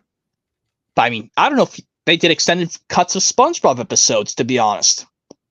Yeah, they did extended cuts to the episode Truth or Square, which some people call it a scumbob episode, calling it terrible. Well, Truth or Square wasn't too bad of a SpongeBob TV special, to be honest, along with Atlantis SquarePants or... Yeah, that's another episode that some people call bad, Atlantis SquarePants. Some people even think SpongeBob You're Fired is bad because of SpongeBob being depressed throughout most of the episode. But I know, like... I don't think the extended version of Truth or Square is on... Well, it's on DVD, hopefully, Truth or Square. It's on the DVD of Truth or Square, the extended cut. But I think in season sets, it's the normal version. Yes. By the way, yeah, Season 2, Volume 3, that's all done. Now we move on to these. This is technically considered... says the complete third season flick, but it's really on the media. All these episodes are from Season 4. Season 4? Yeah, because this, like I said, Season 2 aired from 2008 to 2009, and Season 3 was 2009 to 2010. This one, Season 4, it goes 2010 to 2011. And starting with the next one, even though this says complete 4 season, but it's really Season 5, that one went from just 2011 to 2012, and starting from Season 6 and 7, all of them are just going to be in 2012 because they didn't have any more ideas to come up with. And they stopped after the complete 4 season, aka really it's Season 5. But if they... I would have loved to see if they did the I Party with Victorious movie a different way, but show the portions from Victorious, but also show the guest stars from iCarly in the Victorious version. If they made a Victorious version, like say, call it the same episode, but just call it Party with iCarly, but show all the Victorious scenes in the best order, but then show off iCarly every turns. And like this one where Spencer actually burns down Carly's room because for some reason that lamp out of gummy bears caused a fire. Even though, how can someone's lamp start a fire? That doesn't make any sense. I thought lamps were supposed to... Usually you're supposed to just test the lamp to make sure it works, and that's it. How can the lamp just burn the whole room down? It doesn't make logical sense to me. And like other times Spencer causes a fire, like in the iChristmas one, how can his tree just immediately just catch fire with aluminum and even like... This proves why Spencer can be a jerk in iCarly. But when Jerry Trainer plays Crazy Steve, he's hilarious. Yeah. Sometimes he's hilarious, sometimes he can be a complete jerk. Yeah, even like when he's in that cartoon series Tough Puppy, Jerry Trainer as Dudley Puppy, I think he can still be a jerk. But I mean, you've not seen Tough Puppy Flick. I don't think you're probably gonna like it, even though you like dogs technically, but probably not gonna watch Tough Puppy. I've seen bits and pieces of that show when my brother was watching it. Okay, but yeah, here's the inside of the complete first season, or really on Wikipedia, these episodes are from Season 4. But I would have loved if the I Start a Fan War movie was put on this disc and put I Pity the Neville on this disc, because because for some reason we never got the complete 6/7th, 5th season of iCarly, which contains the I Have a Ween episode, which basically they tried the parody of a Halloween they did before, but to celebrate the next Halloween coming soon. But yeah. Now, the last iCarly I have, this was my very first iCarly DVD I got, the complete 4th season. Even though it's the complete 5th season, actually. On the wiki page, yes, because if you look on the actual Wikipedia, and screw you, How to Rock, I'm not going near that show at all. Yeah, even like this one, like when Freddy gets at his maddest, he crosses his arms really hard. I like how even like when some characters are mad in iCarly, they cross their shoulders or cross their arms when they're really mad at something. Freddy's in this one, similar to Spencer's, is the cake. Because like every time I see him really aggressive with him crossing his arms, pouting with his crossed arms because he's all mad. Even like Carly can do it too, because Carly's like Miranda Cosgrove can be a pricky Carly sometimes. Just like you say how Jerry Trainor's an awful Spencer jerk in some of these episodes. Well, Miranda Cosgrove as Carly Shay does the same thing too. Yeah. Yeah, and even like this one, they make Sam and Freddy really date, but eventually they break up. Oh man, the I Love You episode is... I don't recommend it, Flicka. Like, this lady that Spencer runs into that used to be his babysitter when he was in his younger years is a jerk to him. Don't watch the I Love You episode where Spencer's old babysitter is a jerk to him throughout the majority of the episode, even though he's a full adult, and they try to date. They're trying to go out dating like adults do. Yeah. But yeah, I think that's just the last iCarly season set I have for now, until I get the episodic release of I Saved Your Life, because it has the non-extended version of I Saved Your Life. So now I'm going to show the Italian Job, Flicka, because that's another I title I have. Yeah. Here's the Italian Job with Mark Wahlberg and Edward Norton and Jason Statham and Donald Sutherland. And even this Charlize Theron, who plays this, I think it's the one who plays this girl. You should probably watch the Italian Job. Great action film from Paramount.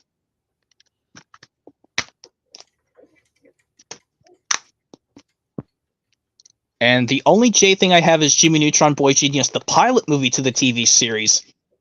But I don't have the complete series yet. Do you have any J titles that go before Jimmy Neutron or no? No. Okay.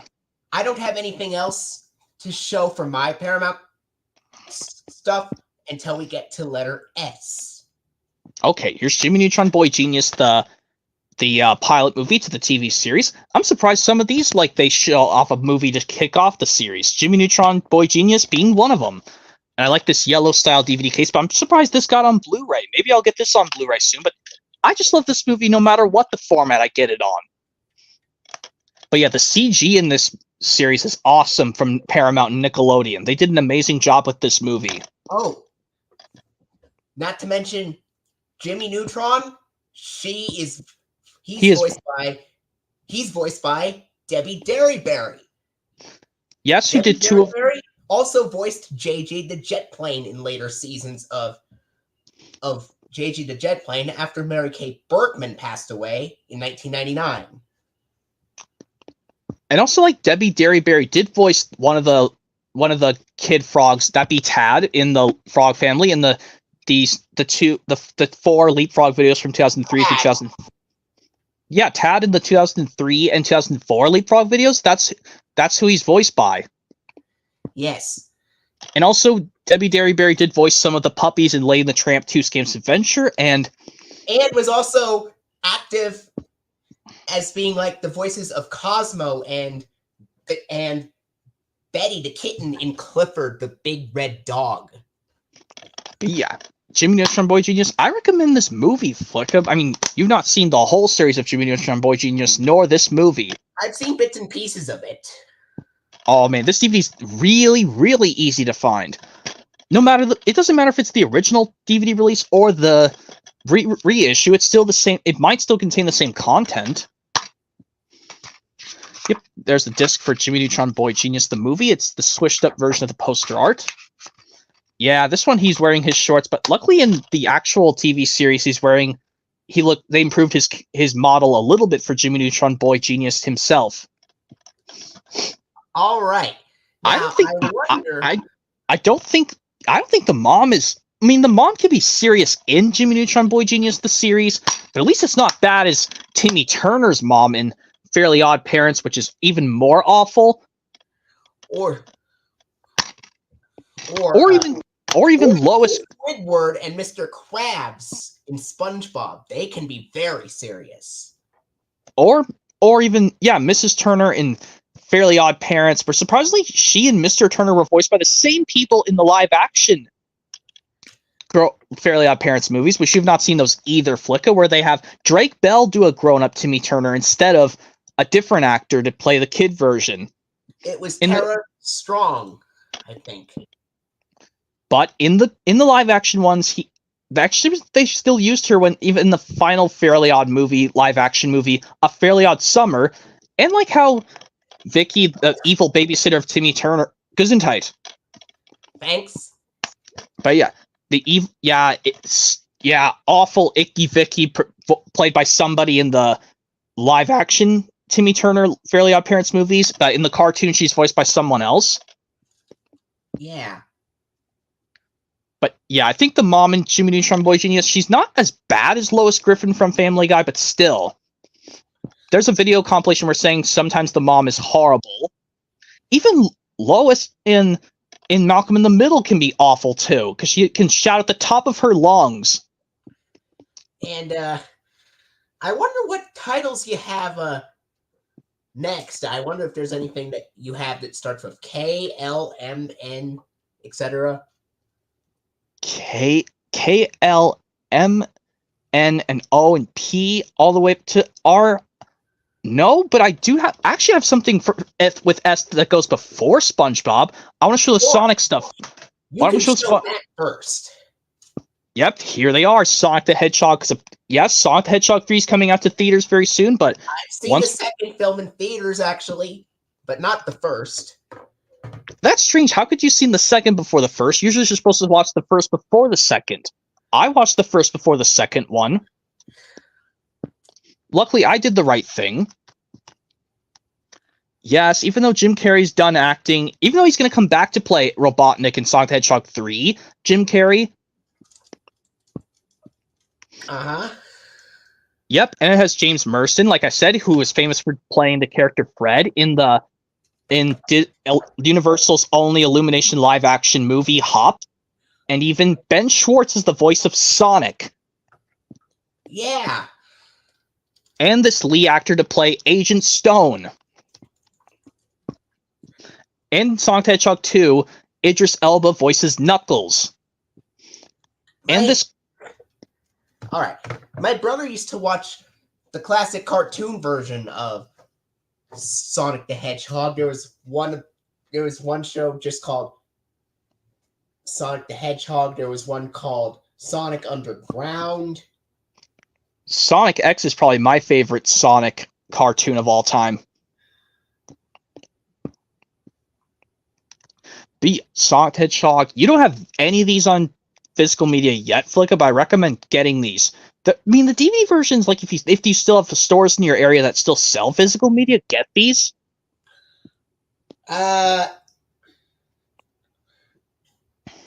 is a physical media store that is like around 45 minutes away. If you see these two, please pick them up so you can watch the first Sonic the Hedgehog, I won't spoil the first Sonic the Hedgehog for you, but you've for some reason seen second one first. I don't know why, but maybe I wasn't sure why I didn't watch the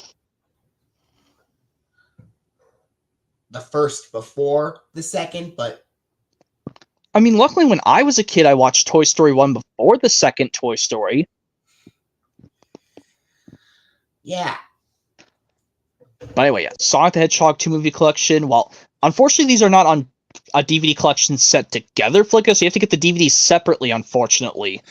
They only released a plain Blu-ray release of these two movies together. But when Sonic the Hedgehog 3 eventually is out, but when 2025 hits, I will get the 3-movie pack. All right. But yeah, now let's go on to now, SpongeBob. The moment we've all been waiting for. I'm going to show off a few episodic releases of the show first. Or what about season sets first? Because I like to do season sets. All right. You have this. It is.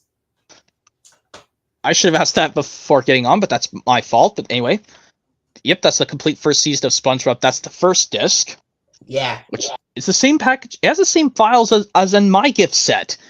So if you get this gift set, Flicka, it probably could save you some shelf space. Yeah. Along with this does have the artwork intact on this copy. And well, mine, I probably don't have to replace the discs on these, Flicka, because they have the same files as the original DVD release. Yes. And let's see. Anyway, all I have is first, second season. Well, I'll just hold this because if you have second season, but then I'll just put it down because you have seasons, the rest of the seasons in box sepia. So this is the season 1 set, released on October 28, 2003. Makes sense to put it 2 weeks after Thomas' Snowy Surprise hit VHS and DVD. Well, even the same time as the Best of Gordon hit VHS and DVD. There is disc 2. With SpongeBob and Plankton holding the letters to say fun. That is one of the episodes on this disc. And if I forgot to tell you, that is disc 1 has a picture of SpongeBob as hall monitor. That's one of the episodes on that disc.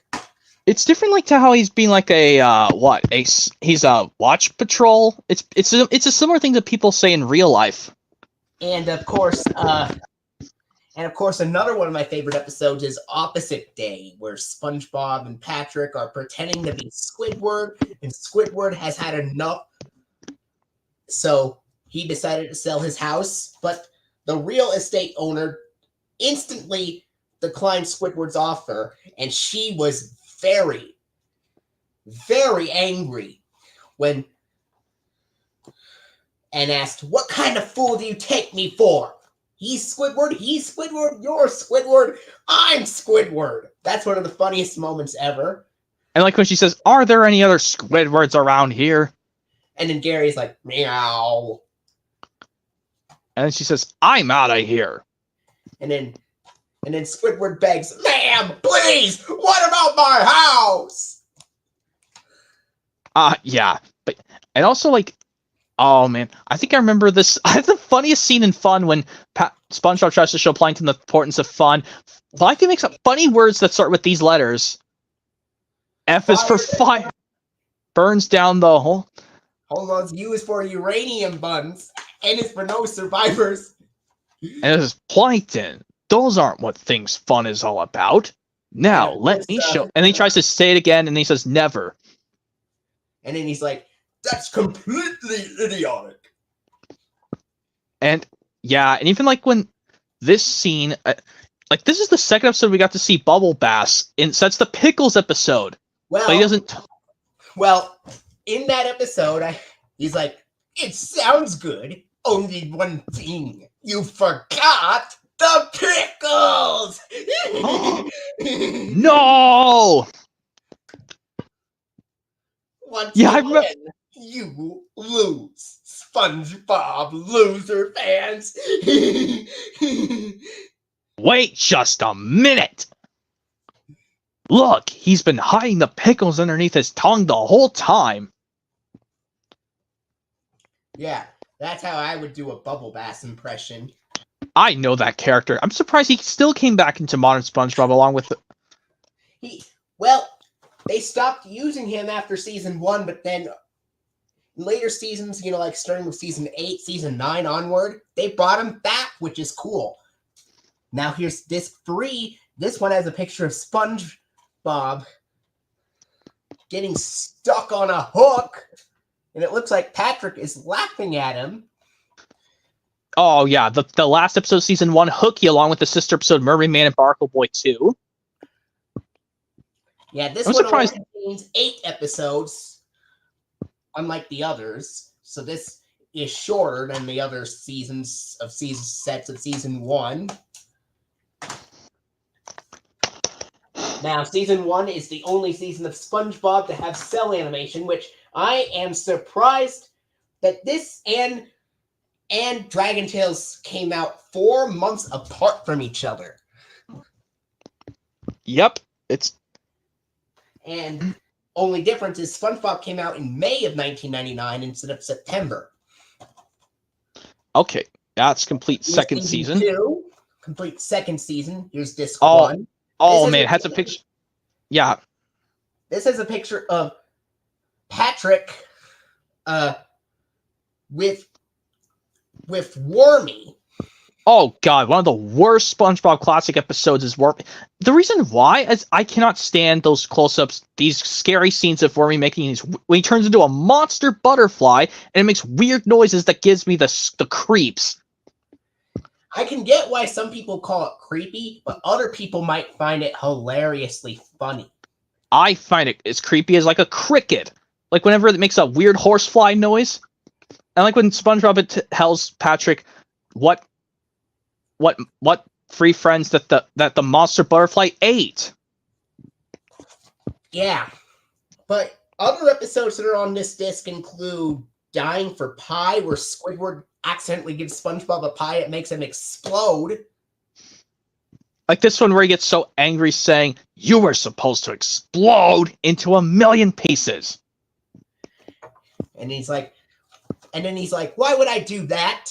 Because the pie you ate was a bomb. What pie?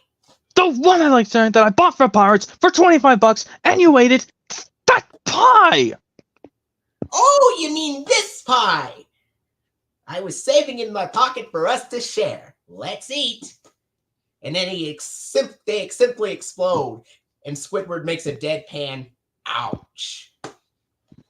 Yeah, it's different to his how in jellyfishing from season 1.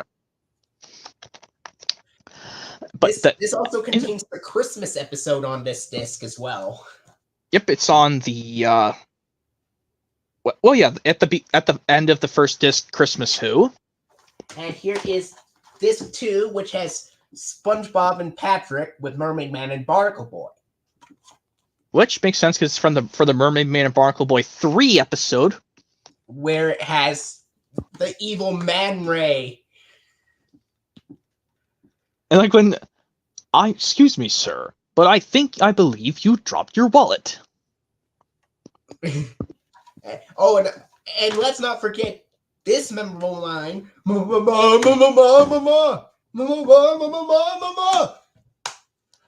Man Ray.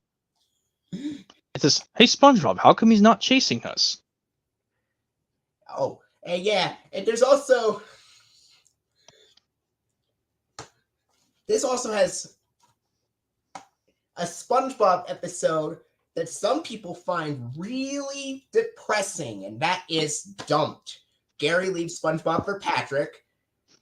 Almost similar to the Dragon Tale season 2 episode 3's A Crowd. Well, mixed with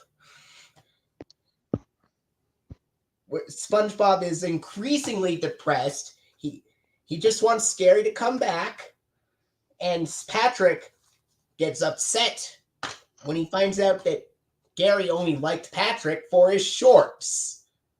And then SpongeBob tells him he only wanted the cookie in his pocket. I know, and like the ending where Patrick was all upset that Gary left him. Gary, I thought what we had was special! And like in this episode of No Free Rides, I thought this was going to be the end of SpongeBob's career in boating school forever. But no, he kept doing it over and over again, his boating test. But I thought this was going to be the end of him going to boating school forever, no free rides, because he passed. Not to mention, this disc also contains the first episode to star Squilliam and Squidward together, and Geeks. The last episode on this disc. Yep. And I know now this. We get into disc 3. Man, this has a picture of SpongeBob and Squidward being freaked out by the hash singing slasher from Graveyard Shift. But turns out it was just some customer. It turned out it was just a guy bringing in an extra spatula. And then SpongeBob and Squidward's like, wait, if that was you on the phone and you on the bus, then who was flickering the lights? Nosferatu! Oh, yeah. And the funniest close-up of him and the ending of course. Yeah, I'm surprised, like, the episode, like, where's that? Something Smells? Something Smells has some great quotes, even, like, when SpongeBob turns emotional at the scene in the movie theater, like...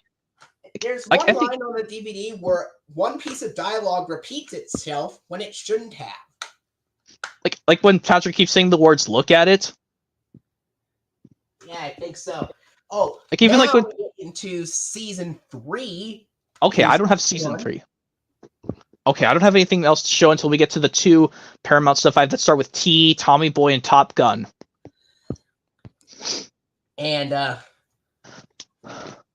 of course, this disc contains some of the most memorable episodes from this season. You know, like Just One Bite, where SpongeBob convinces Squidward to just take one teeny bite of a Krabby Patty, but Squidward is afraid to try one because he's never had one before. Just like how in the episode Try It You Like It, Dragon Tales, Zach is too afraid to try this food at the carnival in Try It You Like It. Yes. Or like... I'm surprised that this episode and The Bully were the only season 3 episodes to air in 2001. And then the rest of them aired in 2002. And then there were even later episodes from this season that aired in 2003 and even 2004. I think, although this doesn't have contained Mermaid Man and Barnacle Boy 4 just yet. Actually, it does. And then, please don't tell. I'm getting on the phone. Don't! Please don't. No! What did you do to me? I'm sorry, Squidward. SpongeBob, if you don't return me to normal size right now, you are going to be in really big trouble. I said now. Do you hear me? Holy fish paste! Get it off me! Get it off me! Don't you know how to work that thing? And then he goes... Stop! I got an idea. Let's call Mermaid Man and... No! I won't let you do this! But we need to find someone who can help. And then, of course, Patrick, I need your help. Oh, hey, SpongeBob. That's not an action figure, Patrick. That's the real Squidward, and I shrunk him by accident. Can you help me figure... I think I know what the problem is. You got it set to M for Minnie, when it should be set to W for Wumbo. Patrick, I don't think Wumbo is a real word. You Wumbo, I Wumbo, he, she, we Wumbo. With all this Wumbo stuff, Wumbo this, Wumbo that, it's first grade, SpongeBob. And also this other line when also they say when SpongeBob now shrinks himself, when they decide that he wants to make the city small like everyone else, and then he shrinks himself and everyone's still in normal size, and they says, I guess this is okay. Yeah, what's the difference? And then at the very end of the episode, Plankton comes here and he only has one line and he's like, well, it's good to be back. Oh? And he's growing. And he's in monstrous size. And then, of course, like, oh, yeah, this part in Doing Time, like, they keep redoing these lines over and over again, like with the boatmobiles falling through the sky. like towards Shady Shoals Rest Home, like when the guy calls out, "Hurry up with that truckload of fruit punch! The seniors are getting cranky." Yeah, and then there's another episode that is fondly remembered where Mr. Krabs accuses Squidward for taking his dime, and Squidward takes advantage of SpongeBob's hospitality, which makes SpongeBob really, really angry. That he storms to the Krusty Krab and brings Squidward's bed to the Krusty Krab. He gets so angry, he literally chokes Mr. Krabs. And then, of course, at the ending where he says, "It's just you put the dime in me pants. Dimes just don't fly in people's pants." And then Mr. Krabs and Squidward are having this exact same conversation that happened at the very beginning of the episode. And like this one, I like this part in Just Seen on TV. SpongeBob makes the whole crowd angry by not doing the right thing and just like making their patties immediately. Why don't you bring them some patties and give them what they came here for? Even Squidward was angry with SpongeBob at that. All right. Now we get into Disc 2. This has SpongeBob and Patrick as their caveman ancestors and Squidward in his caveman ancestor, because Ugg is one of the episodes on this disc. Or SpongeBob BC. Before comedy, or it's aka goes prehistoric, I think what it's called. Yeah. This is... It's like a SpongeBob version of the Flintstones in a way, maybe. Yes. And of course, this is one of the episodes on the disc. There's another series of episodes that are fondly remembered, such as SpongeBob being really, really afraid after going to see a robot movie that he thinks Mr. Krabs is a robot. That's the first episode on this disc. Yeah, basically like when Squidward asks, "Where's Mr. Krabs?" I'm Mr. Krabs! Where's Mr. Krabs? I'm Mr. Krabs! And then I'm Mr. Krabs! I am. Man, this is one curious robot. What? You think I'm a robot? Yes, and it has the bad rockabye bye vowel compared to Drake and Josh. Things I get from working overtime. And then SpongeBob says, And there's also New Student Starfish, where Patrick... Oh, God, that's a bad episode. That's me and Jake Martin's least favorite Season 3 episode of all time. It's also got New Student Starfish, where Patrick draws Mrs. Puff as the big fat meanie, and yet SpongeBob is the one that gets blamed for it. And Mrs. Puff sends him to detention instead of Patrick. But even though they should have made it better if Patrick got the one telling off and SpongeBob sees him after class and Patrick yells at SpongeBob, the writers didn't do a good job at this episode. And of course... And then, of course, like the infamous SpongeBob parody of Jaws called Clams. Yeah, where Mr. Krabs' dollar gets eaten by a clam, and SpongeBob and Squidward have to go rescue the dollar.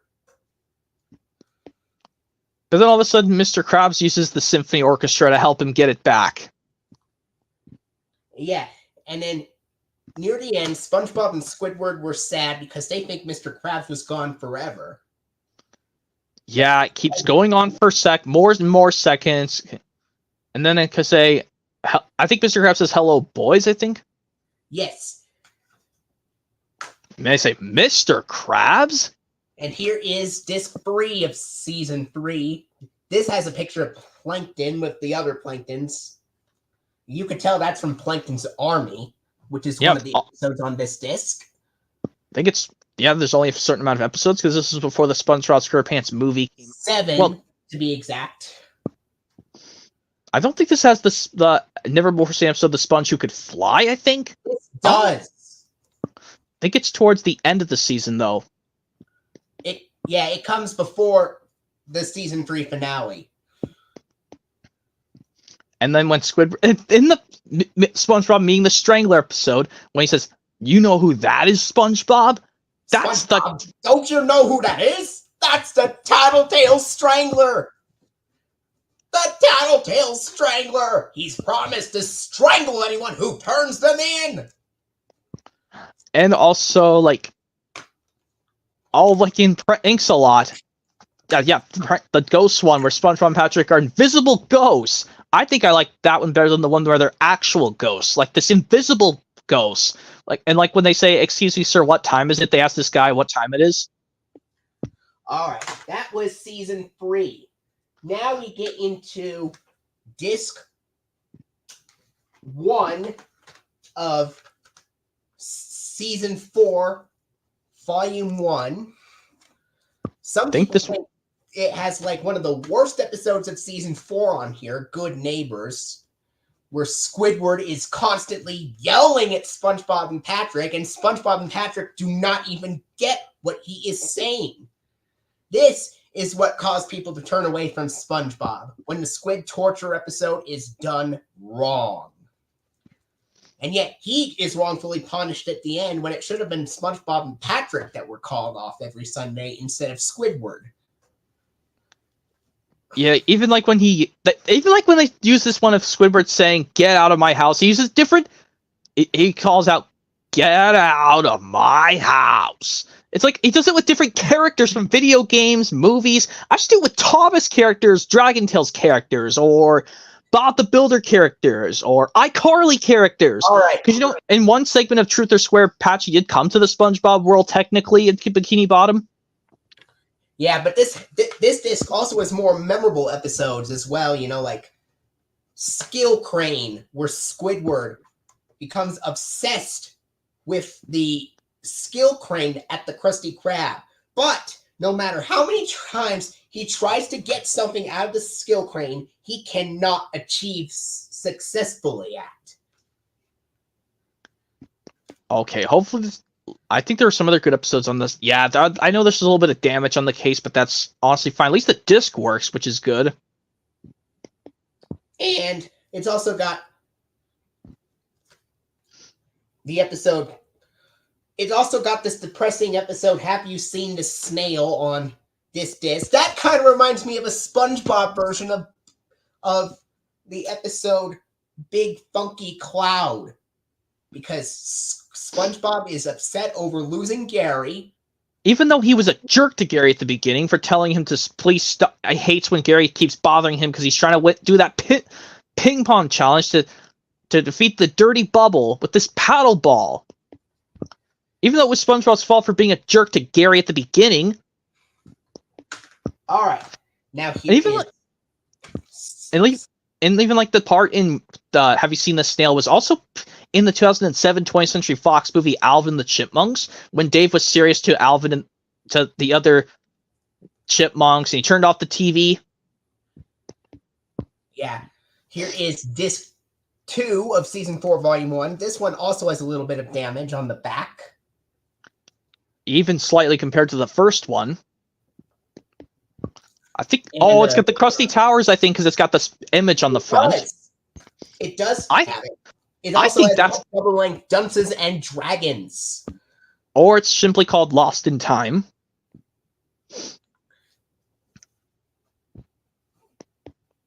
Like even like after Mr. Krabs attempted to save SpongeBob from getting sawed by that killing saw, he managed to save him, and then Pearl called out, "Daddy, help!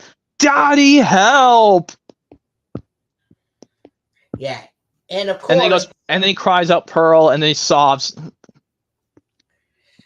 But there's a part that comes before that, and it's when, and Patrick is like, "I guess so. I'm gonna miss you, SpongeBob."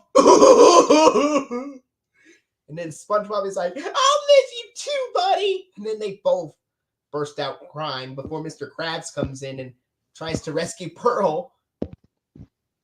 Well, he comes in and he knocks SpongeBob out of the thing, and then Pearl calls out, "Daddy, help!" Yeah. It's And then he also calls got out. it's also got this pretty weird episode of SpongeBob. You know, SquidBob Tentacle Pants, where SpongeBob and Squidward are accidentally mixed up together into one body. Not compared to this one dance one where he takes off all of SpongeBob's parts and Squidward's inside all of SpongeBob's body. Which is, I think that episode's called. Gosh, I don't know what that one's called. Oh, I think it was Slimy Dancing, and that's from season 5, which I will. So I showed off volume 1. Here is volume 2 of season 4. Here is disc 1. Volume 1 came out on DVD in 2006, but this came out in 2007.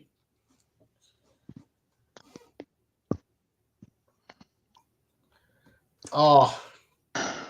Yeah, let's see what's. It's got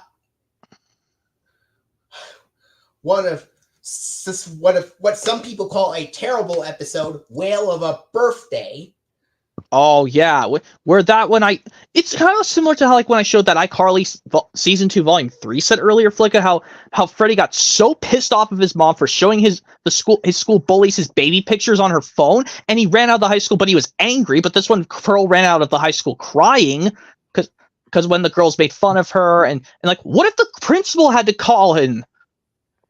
What if they made a delete scene where the principal had to be called in because the student ran away out of the school without finishing all the school day? Like, where is that person? He's supposed to still be at the school by now. She ran off, principal. Ran off? I'm gonna have a word with her. Hey, you, get back into the school right now.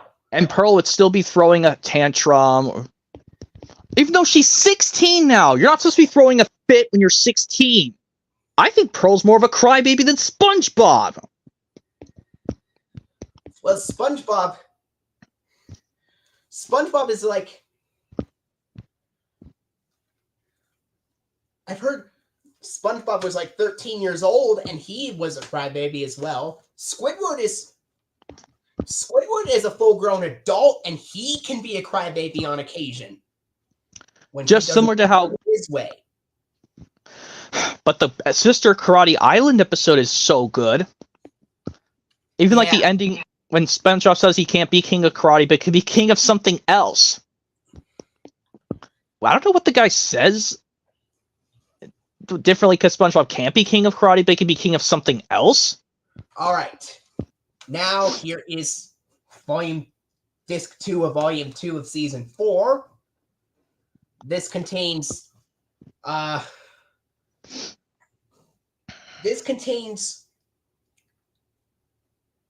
episodes like Hocus Pocus is one of them. Squidward. SpongeBob accidentally thinks he turned Squidward into an ice cream cone when he did not. Yeah, even like the episode The Thing is probably as terrible. I don't know what to rate it, honestly. The Thing, where they have to get... Some people call The Thing a terrible episode because SpongeBob and Patrick ignorantly don't know that Snelly was actually Squidward being covered in cement. And like, even like when Squidward turned into a pile of cement, he still had his actual voice with Roger Bumpus. Yes. And it's also got the Best Day Ever episode where SpongeBob tries to make his best day ever the best day ever, but things don't go according to plan. I think it's a jellyfishing net. Squidward's clarinet concert is ruined. But I think Best Day Ever... SpongeBob version of Ord's Unhappy Birthday, where SpongeBob was wanting to have the best day ever, but things didn't go according to plan.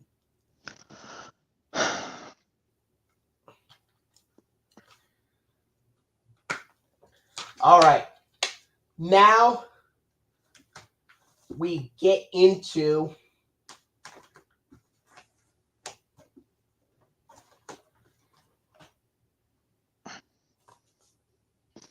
Let's see. Season 5. That's a complete fifth season set. Which some people call Season 5 to be a little bit worse than Season 4.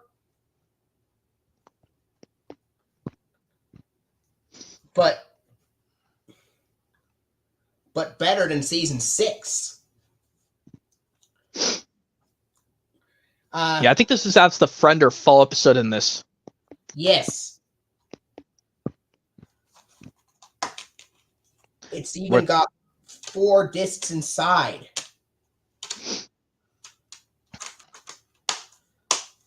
And they're clear, boring discs.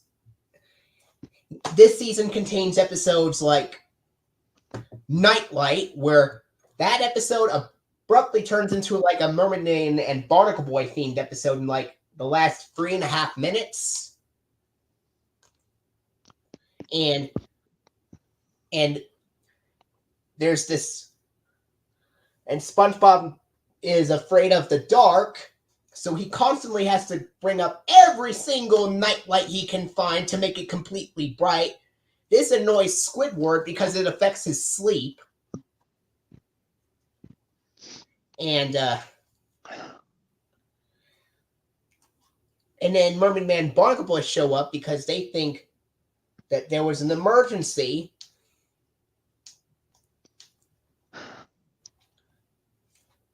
It's also got episodes, like Breath of Fresh Squidward, where Squidward gets electrocuted and starts turning nice, slimy dancing. That was the episode you mentioned that had. That was the episode you mentioned that had Squidward doing weird dance moves and getting stuck in SpongeBob's body. But he broke off all SpongeBob's parts in that episode, slimy dancing. But in some, they have half of SpongeBob and Squidward and Squidbob Tentacle Pants episode. Half of Squidward, half of SpongeBob. Yeah, and it's also got episodes like... Well, and also about...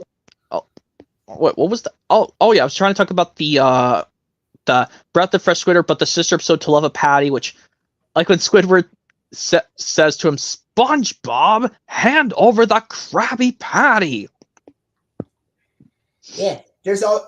It does have To Love a Patty on here. It's also got other episodes, like Sing a Song of Patrick, the Krusty Sponge.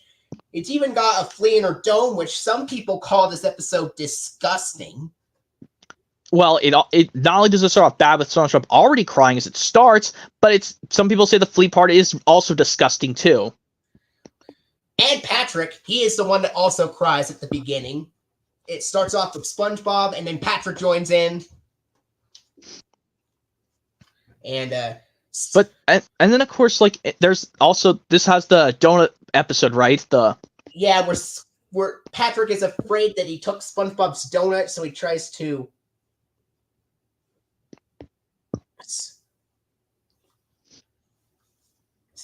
to make things right before SpongeBob arrives. And then what Patrick doesn't understand is that it was his birthday today. Yeah. And also Krabby Plate? Krusty Plate, wherever the plate one, where SpongeBob can't get that one stain off the plate. Yes. And like the ending, like when he really got it off, and then Mr. Krabs tells him off. Well, how about this one for the Mr. Krabs? This time you really did it, boy. I'll be SpongeBob. This time you really did it, boy. And he says, the platter's all clean, Mr. Krabs. This time you really did it, boy. And there's also more episodes I can think of that are on this disc. Atlantis SquarePants, that is on this set as well, which some people call Atlantis SquarePants to be one of the worst TV movies of season 5. Even though a lot of people say they like to play the video game of Atlantis SquarePants. And it's also got episodes like The Inmates of Summer, where SpongeBob and Patrick wind up in a prison camp with this drill sergeant, telling them what to do. And that's kind of like in the Shawshank Redemption. They have to slave their prisoners. Even though in this one, in Shawshank Redemption, they wear these gray suit outfits in the prison in Shawshank Redemption. But like in the episode To Save a Squirrel, I like how SpongeBob and Patrick gets hair and beards all over their body. And this ghost guy calls out, and they think they want to play a game of eating each other, SpongeBob and Patrick. Anyway,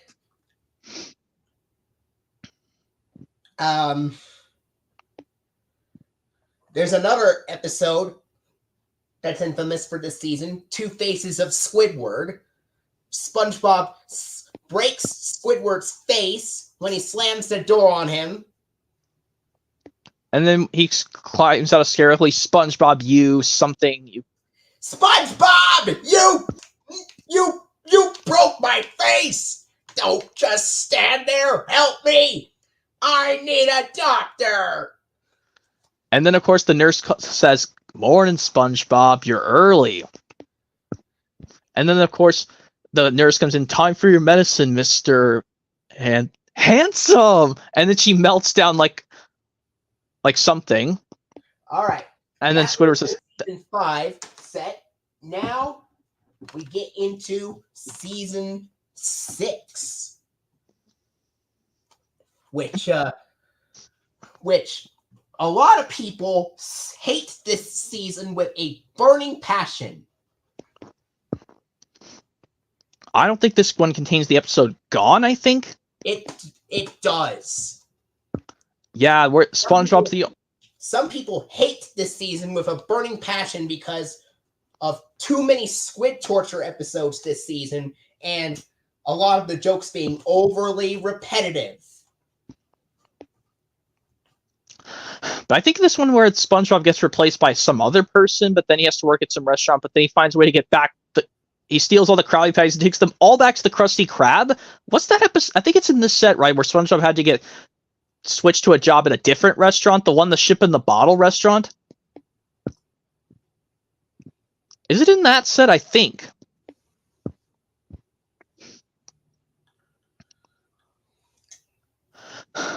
Oh, are you talking about the episode where SpongeBob gets fired? No, I'm talking about the one where he gets sent to a new job at the ship in the bottle restaurant, but then all of a sudden he notices the Krabby Patties and he takes them all out of the customer's hands and he drags them all the way back to the Krusty Krab. Do you know what that episode's called? All right. You know what the episode's called, right? Where SpongeBob had to get taken to had to get replaced by someone in the Krusty Krab, but he got taken to the job at the ship in the bottle. But he dragged every customer with hungry, starving stomachs all the way back to the Krusty Krab with all the Krabby Patties in a bag, and they had to do the grand opening of the Krusty Krab with everyone eating Krabby Patties on the floor. Do you remember that episode? It's in that set, right? I don't think so. Oh, I thought that episode was funny in a way. Like everyone was eating Krabby Patties on the floor. Different to the end of Employee of the Month when everyone had to grab all the Krabby Patties on the ground after the Krusty Krab exploded. And of course,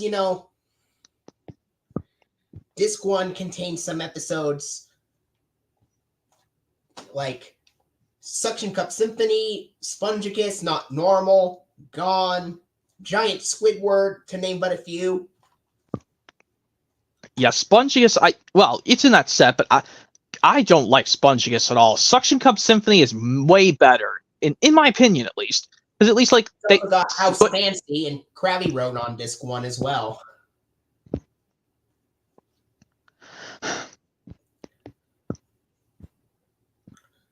Disc 2 contains To SquarePants or Not to SquarePants, Slumber Party, Grooming Gary. Truth or Square is on the Season 6 set as well.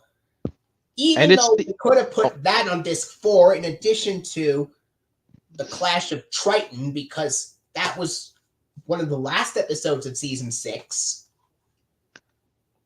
I felt sorry for King Neptune in the Clash of Triton special. And for Disc 3, it's got Choir Boys, which a lot of people hate that episode with a burning passion because of SpongeBob being completely stupid in the episode. Distracting Squidward while he's trying to get to his thing. Yes.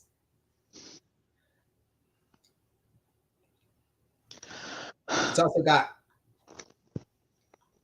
Pineapple Fever, Chum Caverns, even though those episodes could have been on Disc 4 as well, but some of those... Chum Caverns was really cool in my personal opinion. The one where Plankton makes a stuff and customers come down to his underground location. That was actually not so bad of an episode, in my personal opinion. If I get that set, maybe I'll give Chub and Caverns a try. Because at least, like, Mr. Krabs finds a way to get back at Plankton. Now we get into season 7. This does not list the episodes on the back. But does it have, like, inside artwork to show?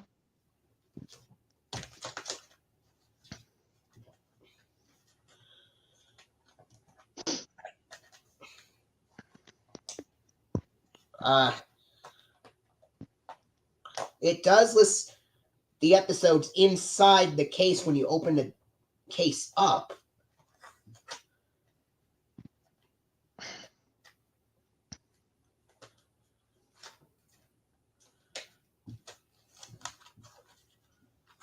There we go. Let's see what episodes are in this season. Some might, unfortunately. Disc 1 contains episodes like Tentacle Vision, I Heart Dancing, Stuck in the Ringer, Someone's in the Kitchen with Sandy, Keep Bikini Bottom Beautiful, and a couple of others. Disc 2 contains episodes like SpongeBob's Last Stand, Day Without Tears, where Squidward convinces SpongeBob he cannot go a single day without crying. Yeah, scumbag to that Day Without Tears episode. That episode can burn in hell. But anyway.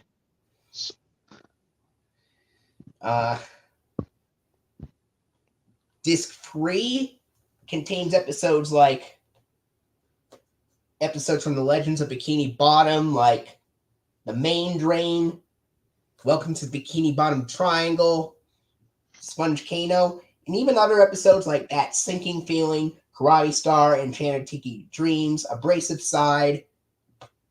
And Disc 4 contains episodes like Hide and Then What Happens, Whelk Attack,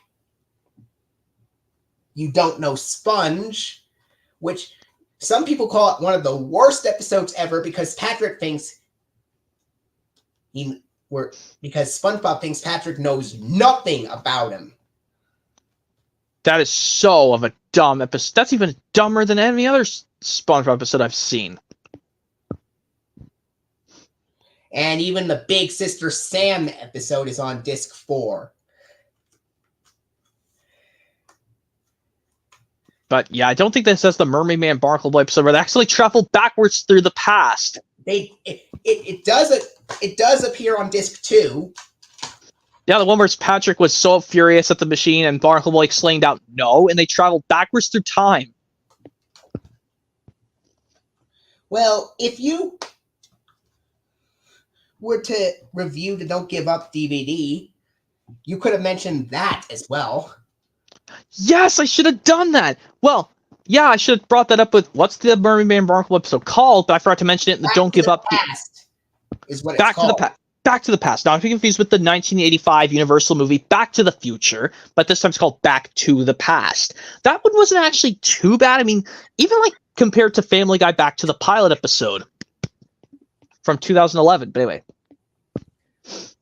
And now, the last season set I have, Season 8. This was the last season of SpongeBob before I started turning away from the show.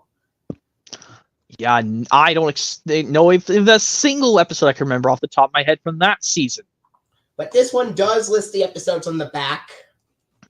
Thankfully, they stepped up from the previous one. It's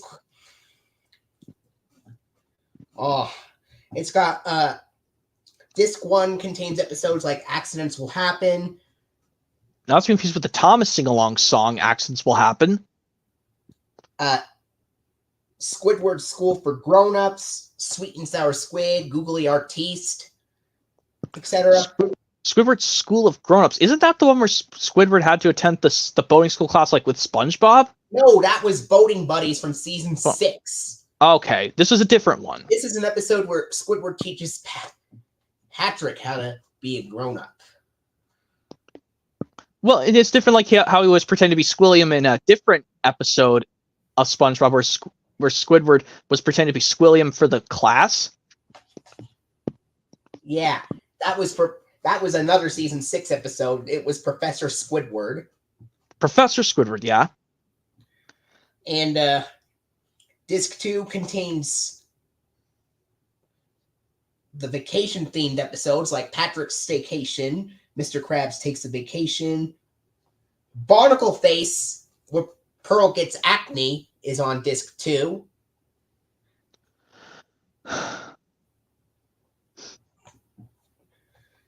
Disc 3 contains episodes like Bubble Troubles, The Krabby Patty Date, Bikini Bottom. Oh, it's disc 3 even has one of the most depressing episodes of SpongeBob called Are You Happy Now? Where Squidward becomes suicidally depressed. Yeah, he tells him to please get back to his resistance and leave him alone.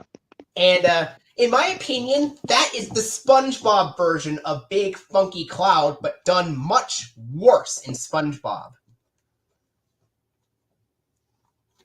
Where Ord was sad because he lost his blanket and he was depressed throughout most of the episode. This one, Squidward is depressed throughout most of the episode. Not because of that, but because he doesn't have a happiest memory. Which is a shame because I never watched that episode fully from beginning to end.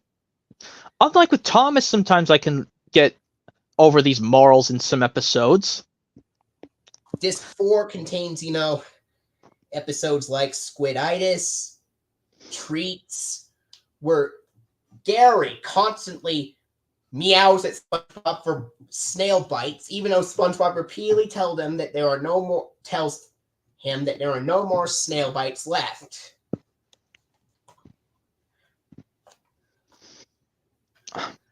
All right, those were the. But also like, oh, okay.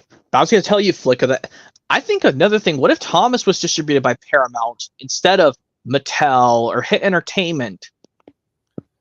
That would be cool. Anyway, here is a few of the episodic releases. Halloween. This is a 2002 DVD release. That released a while after the Knockle Nonsense and Sponge Buddies DVD release, because the Knockle Nonsense and Sponge Buddies SpongeBob DVD was the first one to be on DVD of SpongeBob. Yeah. It's got Halloween episodes like Scaredy Pants, Imitation Crabs, Frankendoodle, I Was a Teenage Gary, Squidward the Unfriendly Ghost. The last 5 episodes on this VHS or on this DVD have nothing to do with Halloween. Another similar thing with the Thomas's Halloween Adventures release. Why did the 4 episodes Thomas Gets Tricked, Gordon the Gremlin, the Fogman, and Diesel's Devious Deed added there when they literally have nothing spooky in them? But luckily, they did put the restored footage on the DVD technically. So the episodes that are on this DVD that have nothing to do with Halloween whatsoever, they are The Secret Box, Band Geeks, Welcome to the Chum Bucket, My Pretty Seahorse, and Idiot Box. Even though they technically have stuff at nighttime, but still. I mean, even if I own that DVD because it's a Halloween release, but anyway. They could have swapped out that and put Nasty Patty on here. That would have fit more. I mean, yeah, Nasty Patty, the sister episode 2 Idiot Box. I mean, yeah, Nasty Patty could have been put on here as the last one. I mean, I know that because that same health inspector appeared in that one episode in a later season episode where he forced Plankton to shut down his business. He was the same health inspector guy, and he revealed his name. But SpongeBob and Mr. Krabs just call him the health inspector. All right, I have 4 more SpongeBob releases left to show. Okay, and that means I could just show the 2 Paramount stuff with T, but you don't have anything that starts with U to Z. Nope. Okay, we're nearly there. So then I could just show these other things fast. Here's Spongegus. I have that on DVD. Well, even though it's in the season set, because why would you need the episode? I got that before I got the season set, actually. Well, at least with iCarly, I didn't get any of the episodic releases of iCarly on DVD. All I did were season sets, and that was it. This has Spongegus, Suction Cup Symphony, House Fancy, Krabby Road, Penny Foolish, Nautical Novice, Not Normal, and Gone.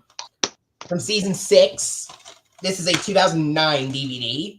Yeah, and I hated when the crowd booed that SpongeBob was saving Patrick. That was not fair of the crowd to just boo like that. Even like his Sir Tom Hanks, no, Mr. Krabs' mom didn't like that either, but come on. All right. Here's SpongeBob versus the Big One. This is another 2009 DVD release. Which, yes, I know this one does have a guest star appearance of, I think, what is it, John? Does he voice one of the characters in this episode of SpongeBob? I think he does.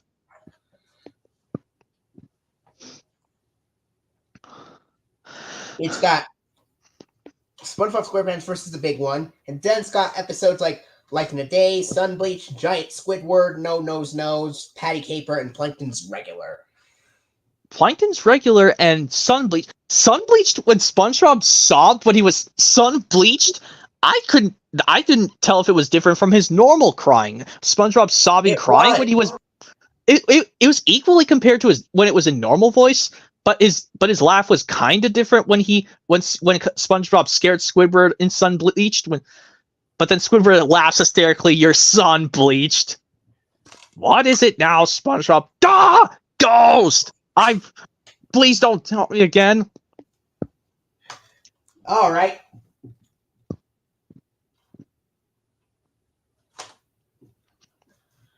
Two more. It's a SpongeBob Christmas. Stop motion SpongeBob. I've never seen that before. I mean, even though some people say it has the only contains it's a SpongeBob Christmas. That's the only thing that it contains. There's no bonus episodes on here, but that. Well, the Blu-ray copy, if you got that flicker, it contains the rip of the SpongeBob Nautical Nights and Sponge Buddies DVD, which I know you don't have that episodic release at all. The only reason I get the episodic SpongeBob ones is only if they're holiday themed, but I have the Christmas episodes and season sets. Like, for example, the Christmas Who, which I have in the disc 1 of season 2, right there. And, oh yeah, the sequel to SpongeBob SquarePants movie, which I did see in theaters back in 2015. I also did see it in theaters.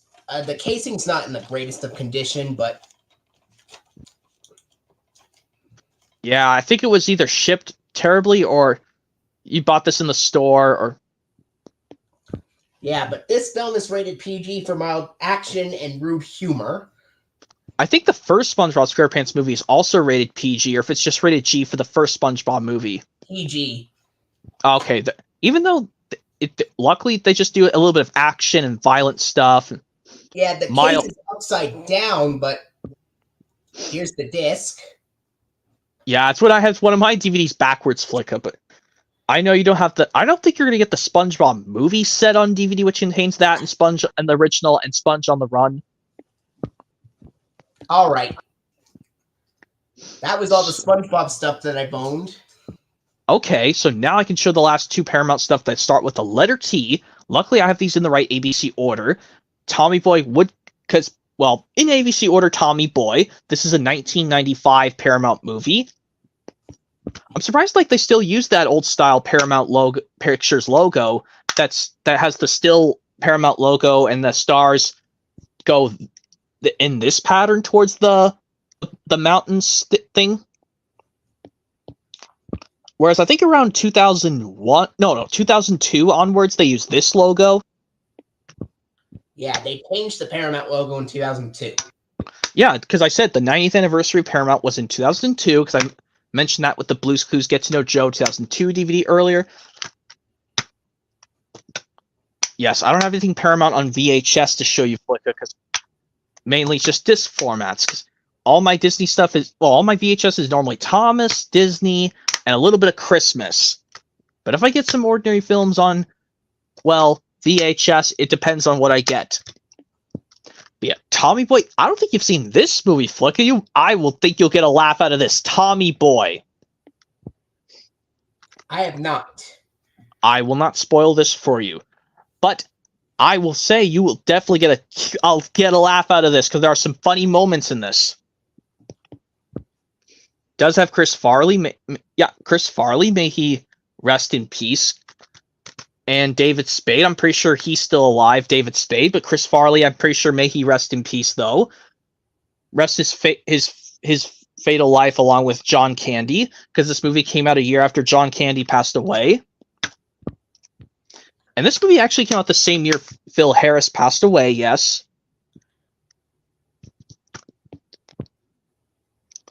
I just don't know the date of when this movie came out, but I know this is a 1995 movie.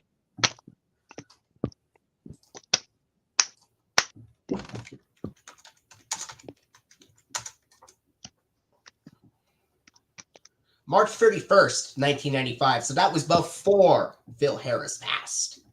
And also for Eva Gabor, too. Yes. Well, yeah, but this Blu-ray came out sometime in 2008. Like I said, I'm just asking when the films originally came out, not when the Blu-ray formats came out. But for DVDs, it doesn't honestly matter, but yeah. And the last thing, I think the best thing to wrap this up, Flicka, for Paramount, the best thing to wrap it up is the Top Gun 2-movie collection on 4K Ultra HD with the original Top Gun from 1986 and the new Top Gun Maverick from 2 years ago in 2022. Luckily, they released... It took this long to make a sequel. You've seen the original Top Gun, not the new Top Gun Maverick. I haven't seen either, but you probably... I mean, you probably don't have Paramount Plus, so you don't have a way to watch this or the remake of Top Gun. Or I like to say Top Gun Maverick because I actually like Top Gun Maverick over the new one. I mean, the original Top Gun. I'm saying I like Top Gun Maverick over the original Top Gun. Maybe this is another instance of me bringing up why I like some sequels. Some of their sequels I like better than the original. Now, this Lady and the Tramp 2 Scamps Adventure and what else? I'm trying to think what other thing I like better than the original. I like as much as the original. Oh yeah, well, Toy Story 2 would be an exception, but I didn't want to bring up Toy Story 2 anyway. So this sequel to Top Gun Maverick, I like as much as the first. Kind of like I like Lady and the Tramp 2 Scamps Adventure more. But I mean, they don't have a 2-movie collection of these two on DVD either, Flicka, kind of like with Sonic the Hedgehog. And unfortunately I didn't have School of Rock to show you anyways, Flicka, but I know that would go ABC order before both SpongeBob and Sonic, because, well, School starts with SC, School of Rock. That's a Paramount movie with Jack Black. Yeah. I mean, you've seen School of Rock, correct? I mean, hopefully. I mean, if you've not seen School of Rock, that's honestly okay, but if you have seen it, nice. That just depends.